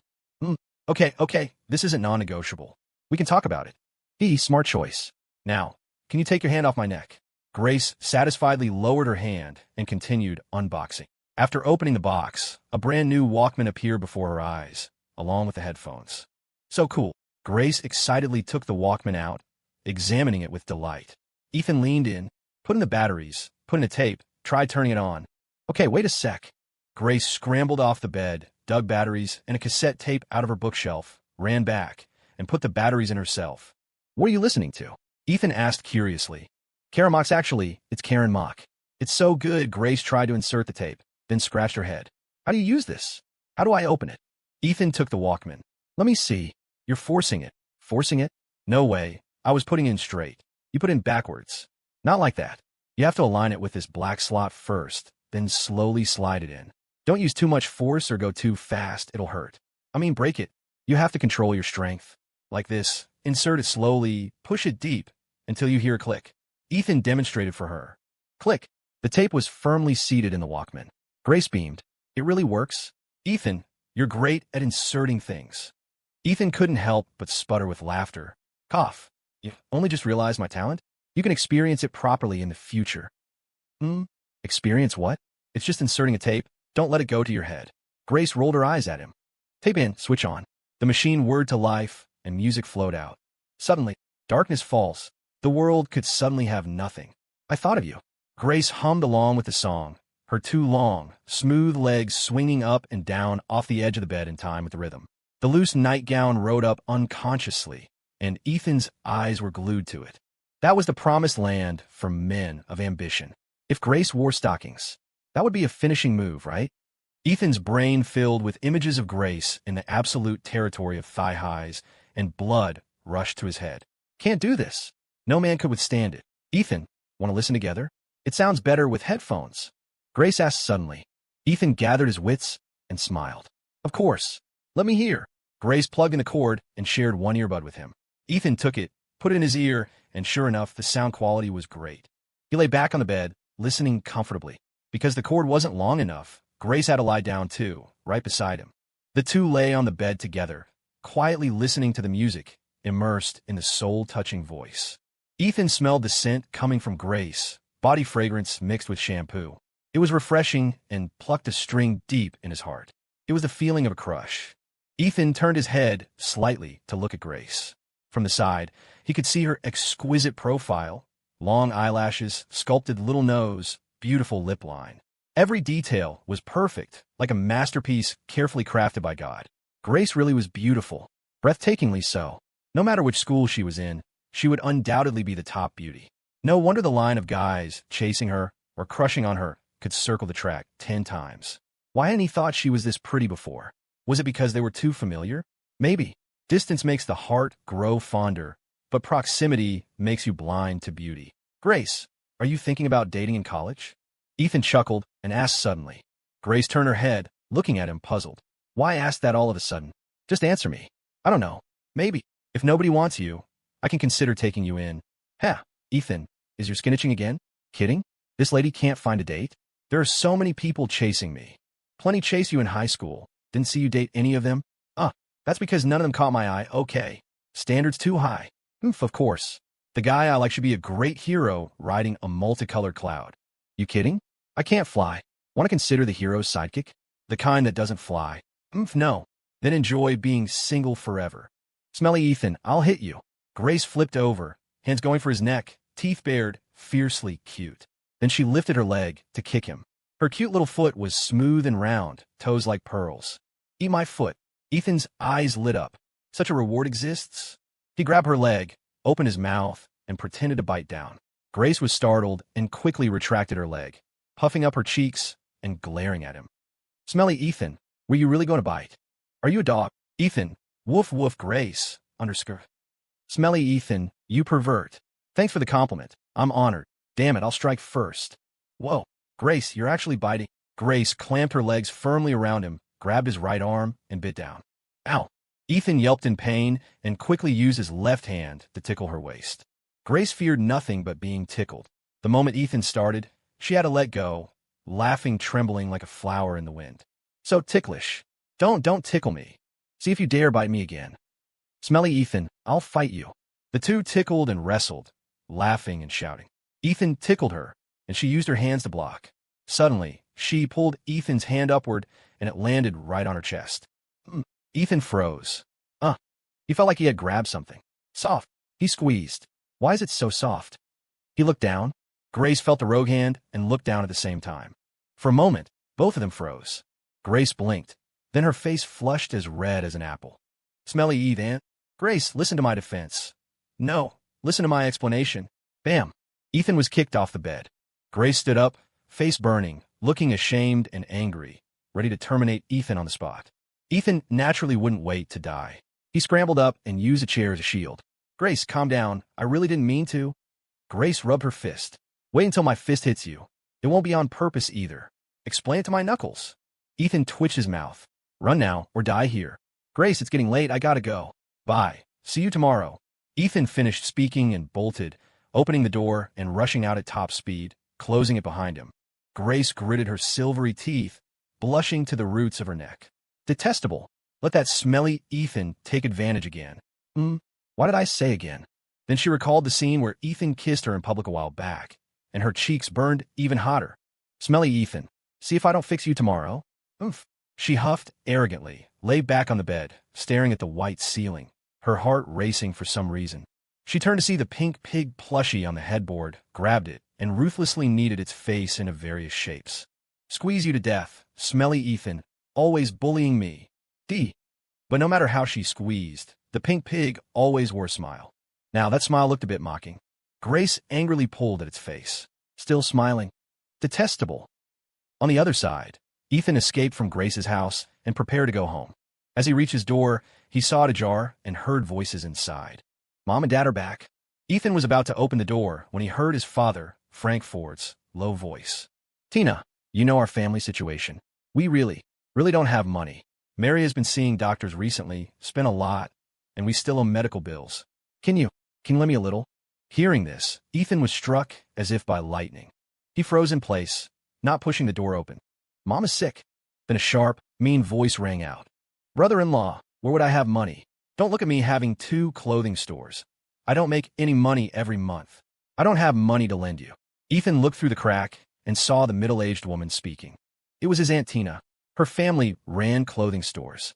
She made the most money among the relatives, bought a house in the city early on, and drove a Volkswagen. But strictly speaking, the money to start her shop came from the relatives pooling cash for her. Ethan remembered his dad lent her the most back then, $2,000. At the time, that was the family's entire savings. Although his mom complained occasionally, she didn't say much since it was lent. Later, Aunt Tina succeeded, business was good, and after paying back the money 2 years later, she rarely contacted them. They only saw her during holidays back in the hometown. Since she struck it rich, she distanced herself from the relatives and never mentioned the money she borrowed back then. Inside, Frank heard this, his face looking grim, but he pleaded humbly, "Tina, if we don't have money now, Mary's treatment can't continue. I'm begging you." Tina crossed her arms, lifted her chin slightly, and glanced at him sideways. "Brother-in-law, begging me is useless. I really don't have money to lend. I sympathize with my sister's situation, but times are hard for everyone. Besides, if I lend it to you, I'm afraid you can't pay it back. You asked for $20,000? With your wages and a money pit at home, you won't save a dime all year. How will you repay?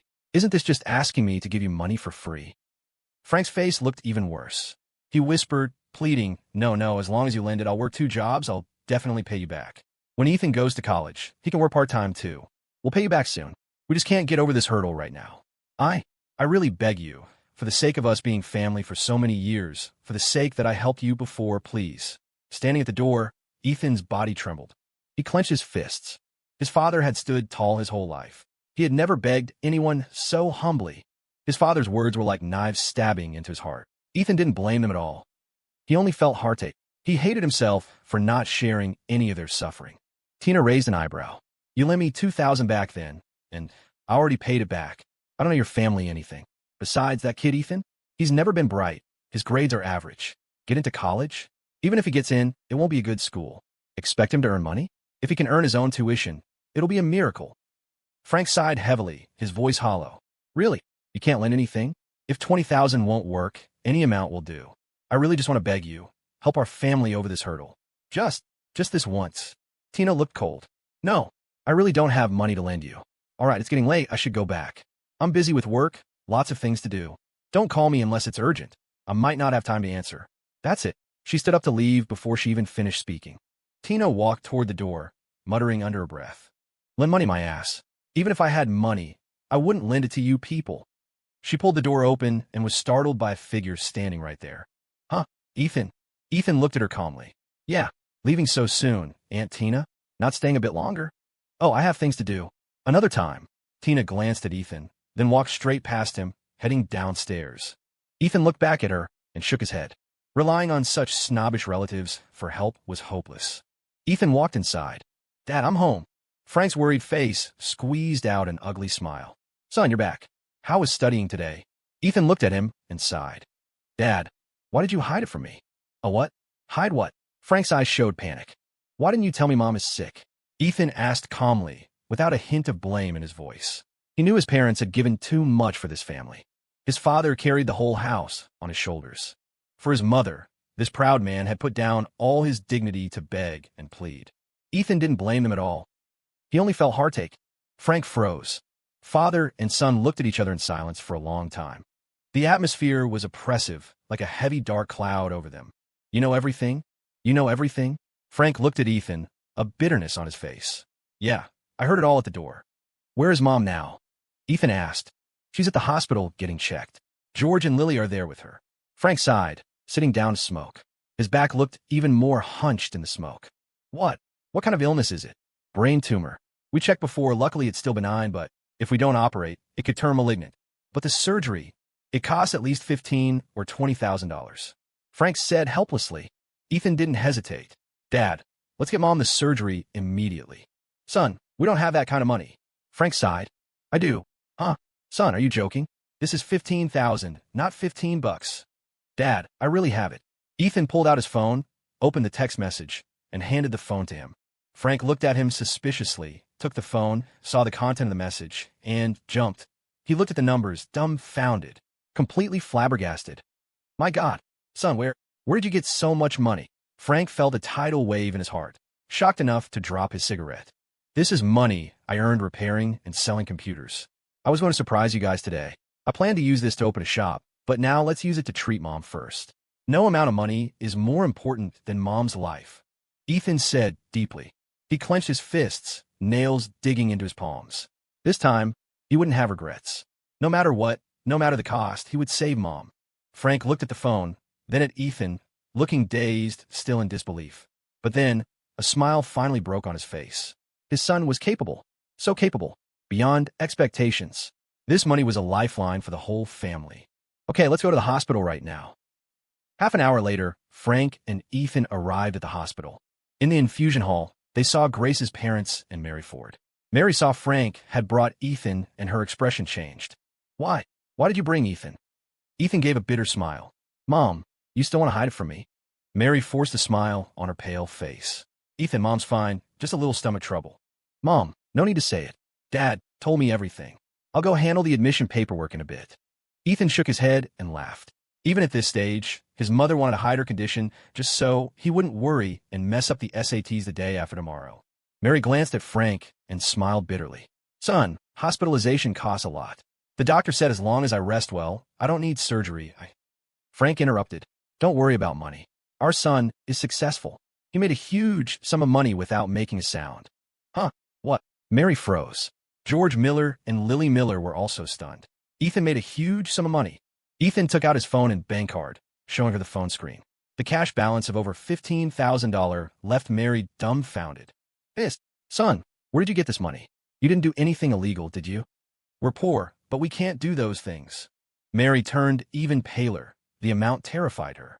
Ethan then explained about fixing and selling computers. After listening, Mary finally relaxed. Son, you are so capable. You will always be Mom's pride. Mary hugged Ethan happily, kissing his forehead several times, her excitement beyond words. Next to them, George and Lily were shocked beyond belief, looking at Ethan with astonishment. My goodness, Ethan, this kid knows how to make money. A light flashed in Lily's eyes. This kid, Ethan, is destined for greatness. My eye for people isn't wrong. I knew he was smart since he was little. Didn't expect him to have such a head for business. If Grace dates him later, it'll definitely be a good thing. Ethan didn't know that in this moment, he had become Lily's designated son-in-law. George patted Ethan's shoulder, happy. Good lad, I knew you made some money fixing computers, but I didn't expect this much. With this skill, you'll definitely go far. He turned to Frank and laughed. Frank, old buddy, with Ethan being so successful, you just wait to enjoy life.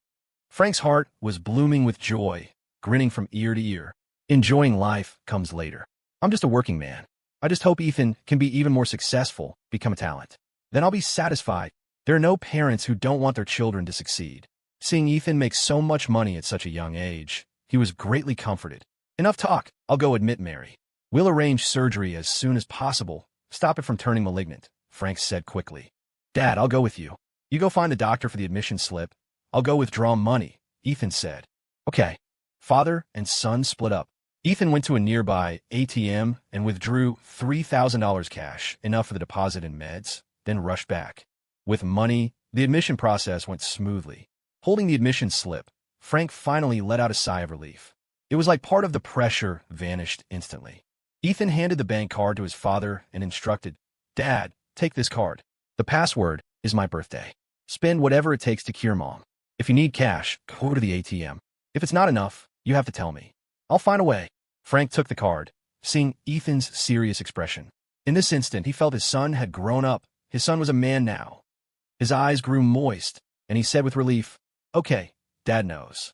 They returned to Mary. After her four finished, they moved her to the inpatient tower. Once everything was settled, Frank stayed behind to keep her company. George, I might have to take a long leave of absence from you. Frank smiled bitterly. Mary needed someone with her after hospitalization until she was discharged post-surgery. Fortunately, the doctor said the success rate for removing this tumor was high, and recovery would take 2 to 3 weeks.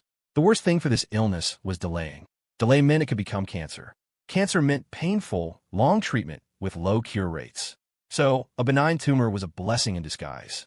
Successful removal meant a cure. No problem, you focus on taking care of Mary. I'll approve a long leave, George said seriously. Ethan can eat with us these days. I'll take good care of him, don't worry. Frank felt warm inside. How many true friends do you get in life? One is enough. The two families have been close for 20 years, closer than brothers. Thank you, Frank said gratefully. Frank, why are you being polite with me? Honestly, George rolled his eyes at him. Ethan watched the two old friends and felt moved. For his father to have such a friend was enviable. Dad, I'll go back and bring your changes of clothes. Ethan smiled. Frank nodded. He thought for a moment, then instructed, Son, you have the SATs the day after tomorrow. Don't be under too much pressure. Focus on reviewing, focus on studying. I'm taking care of your mom. Don't worry too much. Absolutely, absolutely do not let this affect your exams. Until your exams are over, you're not allowed to come here. Stay home and review, hear me? Ethan smiled bitterly. Seeing his father's serious expression, he had to agree. Okay. Dad, Mom, don't worry. I'll do well.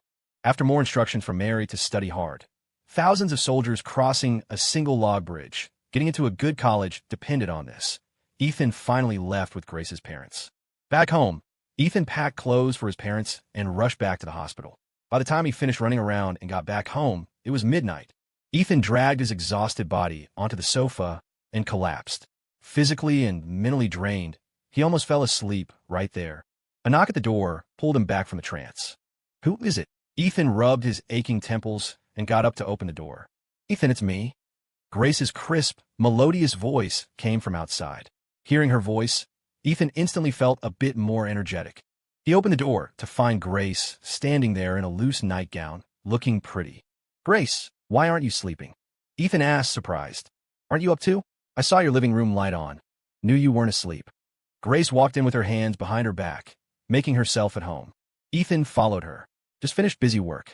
Little tired. Almost fell asleep on the couch. Grace sat on the sofa and patted the spot next to her, gesturing for him to sit. Ethan sat down beside her. Grace stared straight at him and comforted. Ethan, I heard about your mom. The surgery will go smoothly. Don't worry too much. If you get a good score, maybe your mom will be happy and recover faster. Ethan paused. He didn't expect this girl to come over late at night just to comfort him. His heart felt warm. Yeah, I know. I'll take the test seriously. Ethan smiled. Grace extended her left hand. Give me your hand. What for? Ethan paused, but placed his hand on hers. Grace held his hand and smiled sweetly. Sharing a bit of my good luck with you. Smelly Ethan, you have to do your best. Grace's big eyes held a look of special encouragement. She wasn't joking this time. She was serious. Ethan felt completely awake now, like he'd been injected with adrenaline. Thank you. This was a heartfelt thank you from Ethan. Hey, don't mention it. As your Princess Grace, it's my duty. Grace covered her mouth and laughed. Ethan grinned, pretending to forget to let go, and instead held her hand tightly. Why is Grace's hand so smooth, so soft? Holding it feels so good. Grace wanted to pull her hand back, but realized Ethan was still holding it. Her cheeks turned red. Smelly Ethan, how long do you plan to hold on? I forgot Ethan reluctantly let go. Grace stood up. All right, comfort mission accomplished. I should head back. That's it. Yeah, what else did you want? How about you comfort me with both hands? Smelly Ethan, give you an inch and you take a mile. No hands? Then use your mouth. Mouth? How do I comfort you with my mouth? Cough. Say some encouraging words. As long as you encourage me, I could even take first place in the city. TCH, keep dreaming. Dreaming works too. What nonsense are you talking? Whatever, you win. Ethan, good luck on the SATs. Work hard. Try to get into the top 1,000. 1,000? No way. I have to get top 10 in the city or state. Ethan, it's dark out. Not suitable for daydreaming. You should wash up and sleep. Grace yawned and stretched. When she stretched, her loose nightgown lifted significantly, revealing those long legs. Ethan's eyes went straight. Those legs must be very bouncy. I'm going back now. I'm sleepy. You sleep early. Grace waved goodbye. You sleep first. I haven't finished my prep work. I'll sleep after. Ethan smiled. All right, don't stay up too late. Grace yawned again and left. After she left, Ethan washed his face to wake himself up, then went to his room to study. Under the bright desk lamp, Ethan immersed himself in problem-solving. He didn't know how much time passed. After finishing his work, intense drowsiness hit him, and he fell asleep on the desk. Ethan didn't know how long he slept until the piercing morning sunlight woke him. His body ached all over, the aftermath of sleeping on a desk. He was about to stretch when he noticed a blanket draped over him. It had a faint scent. Ethan turned to look at the pink blanket and smelled the familiar fragrance. No doubt, this belonged to Grace. He could remember her scent for a lifetime. Ethan, you awake? Grace's voice sounded from the doorway. Ethan looked over to see Grace wearing a blue skirt and an apron, holding a spatula, smiling at him. Grace, when did you get here? Grace pursed her lips. I called you from the window several times. You didn't react. So I came over early to see if you dropped dead. Ethan, hey, Miss Campus Queen, do you want me dead that badly? Aren't you afraid of being a widow? Grace blushed and glared at him, spitting. You're the widow. No, if you die, what's it to me? Get up, brush your teeth, wash your face, eat breakfast. Ethan suddenly looked at her warily. Breakfast? Your mom made it. What? My parents had something to do and left early. They specifically told me to take good care of you. This lady not only covered you with a blanket, but personally made you breakfast. Let me tell you, other men don't have this luck. Hearing Grace made breakfast, Ethan secretly sucked in a breath of cold air. Grace, this luck. Can I pass on it? Grace lifted the spatula in her hand, humming. What do you think? Cough. Okay then, let me go wash up first. Ethan bolted out of the room into the bathroom. While brushing his teeth, he mentally prepared himself for martyrdom. Washed and ready, Ethan walked with tragic steps to the dining table and sat down. Tell me, Grace, what did you make? Grace brought over a pot of black sludge and placed it in front of him. Ethan looked at the pitch-black, unidentified object and swallowed hard. Grace, can you tell me? What is this? Grace put her hands on her hips, smiling proudly. This is my original Super Vitality Black Bean Oatmeal. Guaranteed to fill you with energy. One word popped into Ethan's mind. Danger. Are you sure? It's filled with energy, not embalming fluid? Besides this, pitch black oatmeal. How do you call it oatmeal? If they were related, they'd be distant cousins twice removed. Grace glanced at him. Less talking, more eating. Actually, she had learned a recipe online for iron-rich liver and oat porridge to boost energy. She had specifically copied the recipe into her notebook and followed the steps. To test her improved skills, she was using Ethan as a guinea pig. Okay, let me taste it first. Ethan spooned a tiny bit into a bowl, scraped a little with the spoon, and sniffed it. Why does it smell like vinegar? Confused, he put the porridge in his mouth. A sour and fishy taste shot straight to his brain. Ethan's face changed color. How is it? Good, Grace asked curiously. Ethan suppressed the urge to vomit and feigned shock. Wow, it's so delicious. Grace, you have to taste this. It's really amazing. Ethan looked surprised and pushed the bowl to her. Success. I knew I had a talent for cooking. Grace laughed arrogantly. As soon as she finished speaking, she took Ethan's bowl and ate 2 big spoonfuls. Grace's face changed dramatically, and she sprayed everything she just ate right onto Ethan's secretly smug face. The smile on his face froze instantly. Grace Miller. Ethan looked at her through gritted teeth, enunciating every syllable. Grace looked embarrassed. Cough, sorry about that. But I clearly remember putting in soy sauce. Why is it vinegar? Ethan wiped rice grains off his face and looked at her like she was an idiot. Dummy, that was aged vinegar. Also, even if it was soy sauce, why would you put so much? Grace lowered her head, stole a glance at Ethan, and replied weakly. The recipe just said to taste. How was I supposed to know how much? I saw there was a lot of oatmeal, so I added a little extra. Really, just a little. A little? That was a lot. Ethan twitched his mouth, depressed. Forget it. Looks like this pot is inedible. I'll go wash my face. Let's go out for a breakfast skillet. Grace, you're treating. Ethan glanced at her. Grace pouted. Fine, I'll treat. After Ethan washed his face clean, the two went out to forage. They found a diner outside the neighborhood and ordered 2 sausage skillets, as usual. Grace, how's your review going? Ethan asked, slurping his coffee. It's okay. I'm somewhat confident about getting into a state university. You? Grace asked back. She was worried about Ethan. Although his grades had improved significantly in the last test, cracking the top 10 in class, his science scores were still shaky. It felt unstable. If both of them could get into a state U, go to the same college, that would be great. Me? I feel like I'm in the zone. I've been cramming literature and science recently.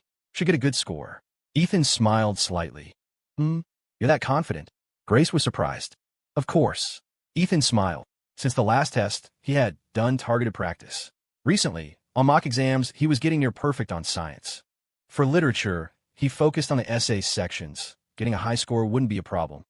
As for math and English, those were Ethan's strong suits. He passed college-level English easily. And math. As a computer major, his math was basically perfect. He tested himself on past SATs and could basically ace them. Getting into a state university was practically guaranteed, but his goal wasn't just that. He wanted the highest score possible, to get a good result and make his parents happy. Then good luck, Grace encouraged. Ethan, the exams are tomorrow. Let's go back and review after eating. One last sprint. Ethan nodded, looking serious. Okay, I'll sprint first. My speed will be very fast. What speed? Review speed. After breakfast, they went home to review together in Grace's room. Grace took out her math workbook, wanting to do some practice problems to consolidate her knowledge. She turned to look at Ethan beside her and saw him pulling 4 books of mock exams out of his bag. Math, English, literature, and science. Ethan, what are you doing? Isn't that exaggerating? You're not thinking of finishing all those mock exams today, are you? Grace was dumbfounded. Ethan smiled calmly.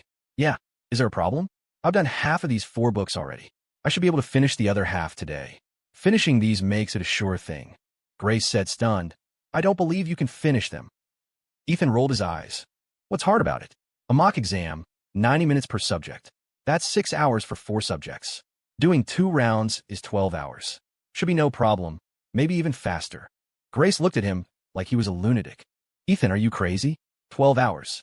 It's 9 a.m. now. You'll be writing until 10 or 11 p.m. Ethan grinned. You said it yourself. One last sprint. All right, I'm starting. Ethan opened the workbook and began his solitary mock exam marathon. Grace, seeing him immersed in the test, started her own practice. Time passed slowly as the two frantically solved problems. From daylight to nightfall, to the moon rising high, except for grabbing some noodles at noon and a few bites at dinner, they'd been bent over their desks working. In the blink of an eye, it was 9 p.m. George and Lily were in the living room reading magazines. It's 9 o'clock. Those 2 kids are still studying? They're working too hard. Lily checked the time, then looked at Grace's door. George flipped a page of his magazine. Exams start tomorrow. There's pressure. Sigh. Hope they don't get too stressed. It makes it easy to choke. They should relax. I'll make them some juice. Let them rest. Lily got up and went to the kitchen. A moment later, she brought 2 glasses of watermelon juice to Grace's door and knocked. Grace, Ethan, have some juice and take a break. Okay, Mom. I'm thirsty anyway. Grace's voice came from inside.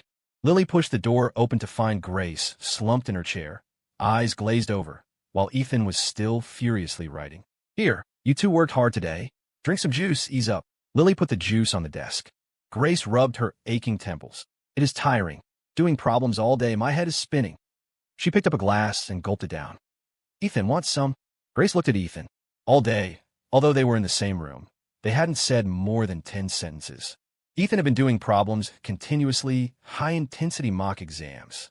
Lasting this long really exceeded her expectations. Ethan, take a break too, Lily said worriedly, looking at Ethan's focused appearance. She was afraid he was putting too much pressure on himself. I'm okay, Aunt Lily. Just a second, almost done. Ethan replied without looking up. All right, remember to rest. Don't stay up too late.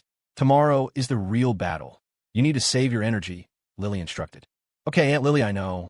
Ethan still didn't look up, his pen never stopping. Lily turned and left.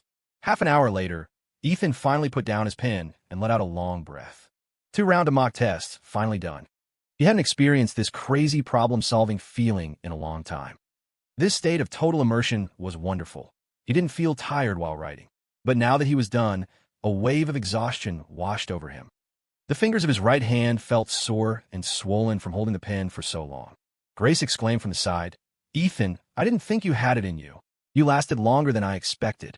Ethan raised an eyebrow. I've always had stamina. Are you doubting my endurance? Let me tell you, going for hours is no problem at all. Grace felt his words sounded weird but snorted anyway. I didn't know you had such stamina before. Ethan grinned. Well, you'll definitely know in the future. When there's a chance, you can experience it personally. Grace rolled her eyes at him haughtily. I don't want to. You did 2 rounds of mocks. How were your scores? Grace glanced at his workbook curiously. Around 1,500 to 1,550 on the SAT scale equivalent. Ethan stretched and replied casually. Huh, what? 1,550? Grace covered her mouth in shock, looking incredulous. That score was scary. The top score in the state last year was only around 1,500, but then she thought this was just a mock test. High scores on mocks were normal. In the real exams, getting above 1,400 would be a miracle. The cutoff for state U was high. Most students ended up in community college or trade schools. Ethan, good luck. I hope you can get that score on the real thing. Grace encouraged. Ethan turned to look at her. That counts as a blessing? Shouldn't you hope I get a better score than that? Grace rolled her eyes and scoffed. You dream big. Getting the cutoff score is good enough, and you want that score? Don't think you can slack off just because the mock went well. Tomorrow is the real fight. Ethan grinned. After these 2 rounds, I'm pretty confident. But don't worry, I won't slack off. I'll give the exams everything I've got. Grace nodded with relief. That's right. Let's go all out. But drink your juice first, rest a bit. You've been writing all day. Even a body of steel can't take that. Ethan patted his chest. My body is awesome. As soon as the words left his mouth, he felt his fingers cramp. His expression changed. Cramp. His right hand fingers curled up uncontrollably from the high-intensity gripping. The muscle seized, bringing sharp pain. Don't move, I'll help you. Grace quickly grabbed his cramping index finger and thumb and began to massage and press rapidly to relax the muscle. Under her rubbing, the cramp eased a lot, but the fingers were still sore. Ethan looked at Grace's anxious face, feeling warm inside. This girl really cares about me. How is it? Better? Grace looked up and asked with concern. Better, but still a bit sore. Ethan took a big gulp of watermelon juice with his left hand, calming his nerves. I'll help you relax it then. Grace lowered her head again, carefully moving his finger joints. Ethan watched her exquisite face, a faint fragrance drilling into his nose, tickling his heart. Her hands were smooth and white, soft, as if boneless. Every touch felt like an electric current. So comfortable. Smelly Ethan. See what happens when you push so hard? Cramped now, didn't you? Grace nagged as she massaged and stretched his fingers. 10 minutes later, she looked up again. How about now? Good. Ethan hadn't enjoyed it enough yet. How could it be good? He rolled his eyes and clutched his waist. Fingers are fine, but my back is so sore. Sat too long. Did I throw my back out? How about? You press it a bit. Grace said grumpily. Humph. What's with you? Hurt here, hurt there. Taking me for a servant. Ethan held his waist, pretending to endure pain. All right, I won't trouble you. I should be able to handle it. Don't worry. I'll probably be fine after a rest. Seeing him like this, Grace hesitated, then huffed. Fine. Lie on the bed. I'll massage you. A gleam of triumph flashed in Ethan's eyes. Time to enjoy a massage from the campus queen. If this gets out at school, I'd probably be hunted down by her countless admirers. Ethan moved cleanly onto the bed, lying on his stomach. Grace, I'm ready. Grace glared at him. If I wasn't afraid of affecting your exams tomorrow, this lady wouldn't touch you. Words aside, she dutifully sat beside Ethan and pressed his back with both hands. Grace's technique was amateur, but she was strong. Brute force creates miracles, so it felt pretty good. Ethan felt the warmth of her fingers on his lower back, the pressure heavy then light, very soothing. Feels good. Grace a bit lower. Yes, right there.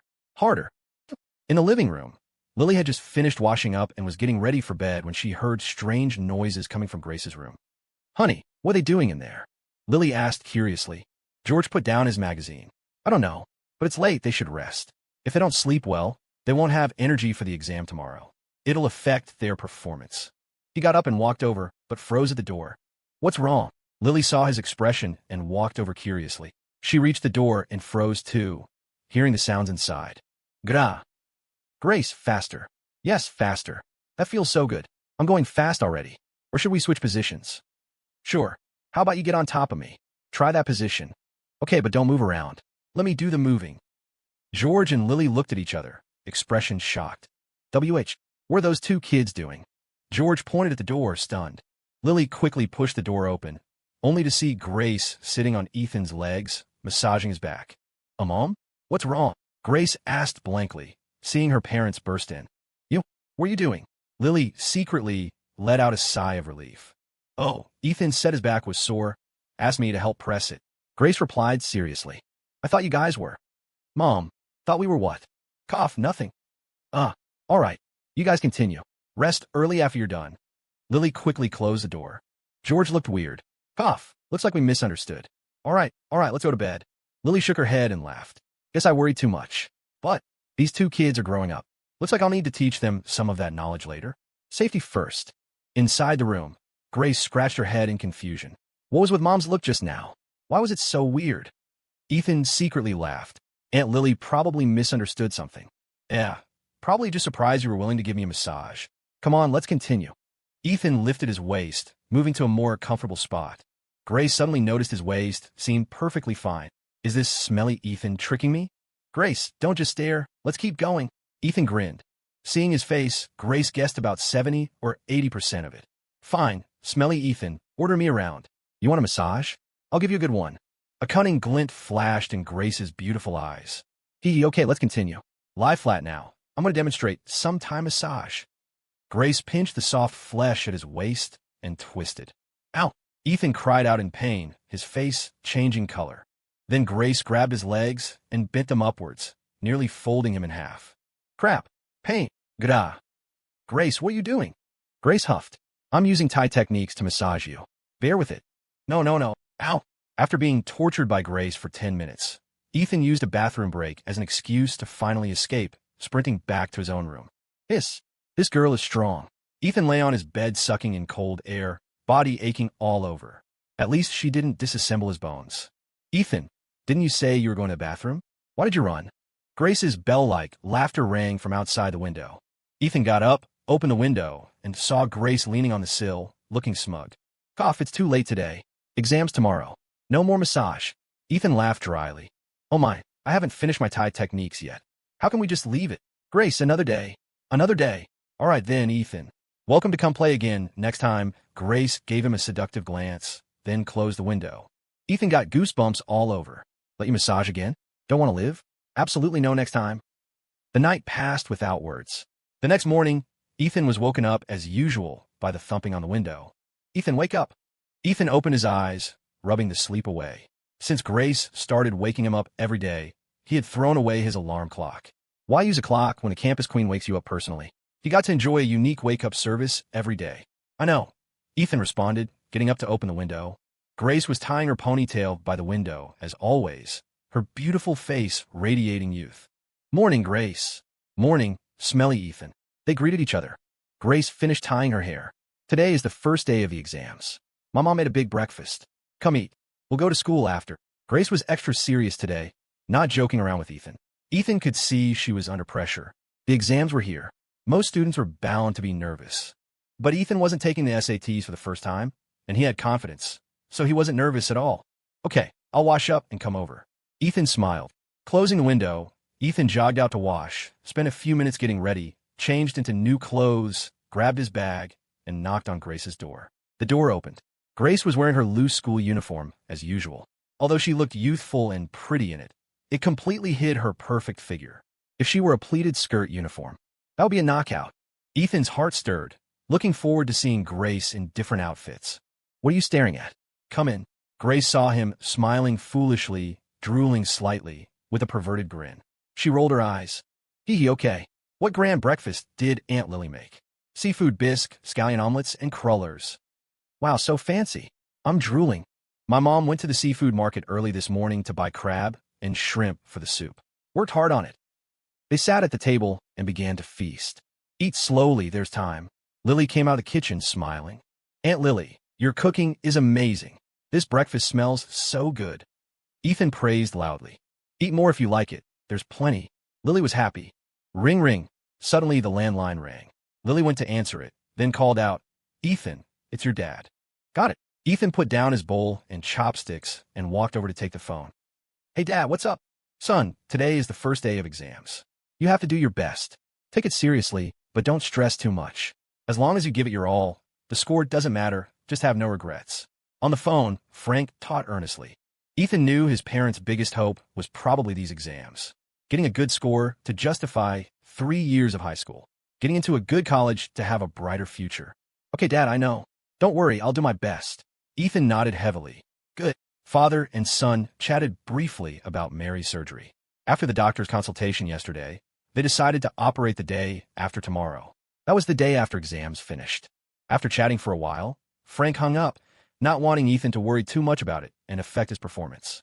Ethan returned to the table and finished his soup. I'm full. Grace, let's head out. Okay. They went to school together, arrived at the homeroom to pick up exam tickets, and prepared pens, erasers, rulers, and other tools. Ethan, which testing center are you at? Tank poked his head over and asked curiously. Riverdale High. You? Awesome, me too. Huh. We have company. Tank was happy. Let's go together then. Ethan nodded. He looked at Grace sitting in the front row. Grace, which center are you at? Grace seemed distracted and didn't hear him. Ethan reached out and tugged her bra strap through her shirt. Grace. Grace reacted, glaring at Ethan. What? Why are you so distracted? Ethan asked, puzzled. I'm a little nervous.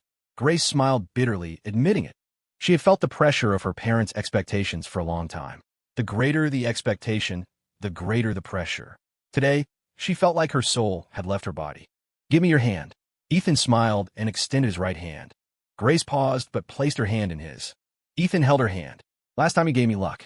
Today I'll give you confidence. Grace Miller, you are the best. Grace's heart shook. Then she laughed out loud. Of course. This lady will definitely get into state you. She quickly recovered her usual confident, high-spirited smile. Thank you, Ethan. Grace thanked him sincerely. Hee, no problem. What are we, strangers? So, can you let go of my hand now? Oh, I forgot. Stop pretending, smelly Ethan. You did it on purpose.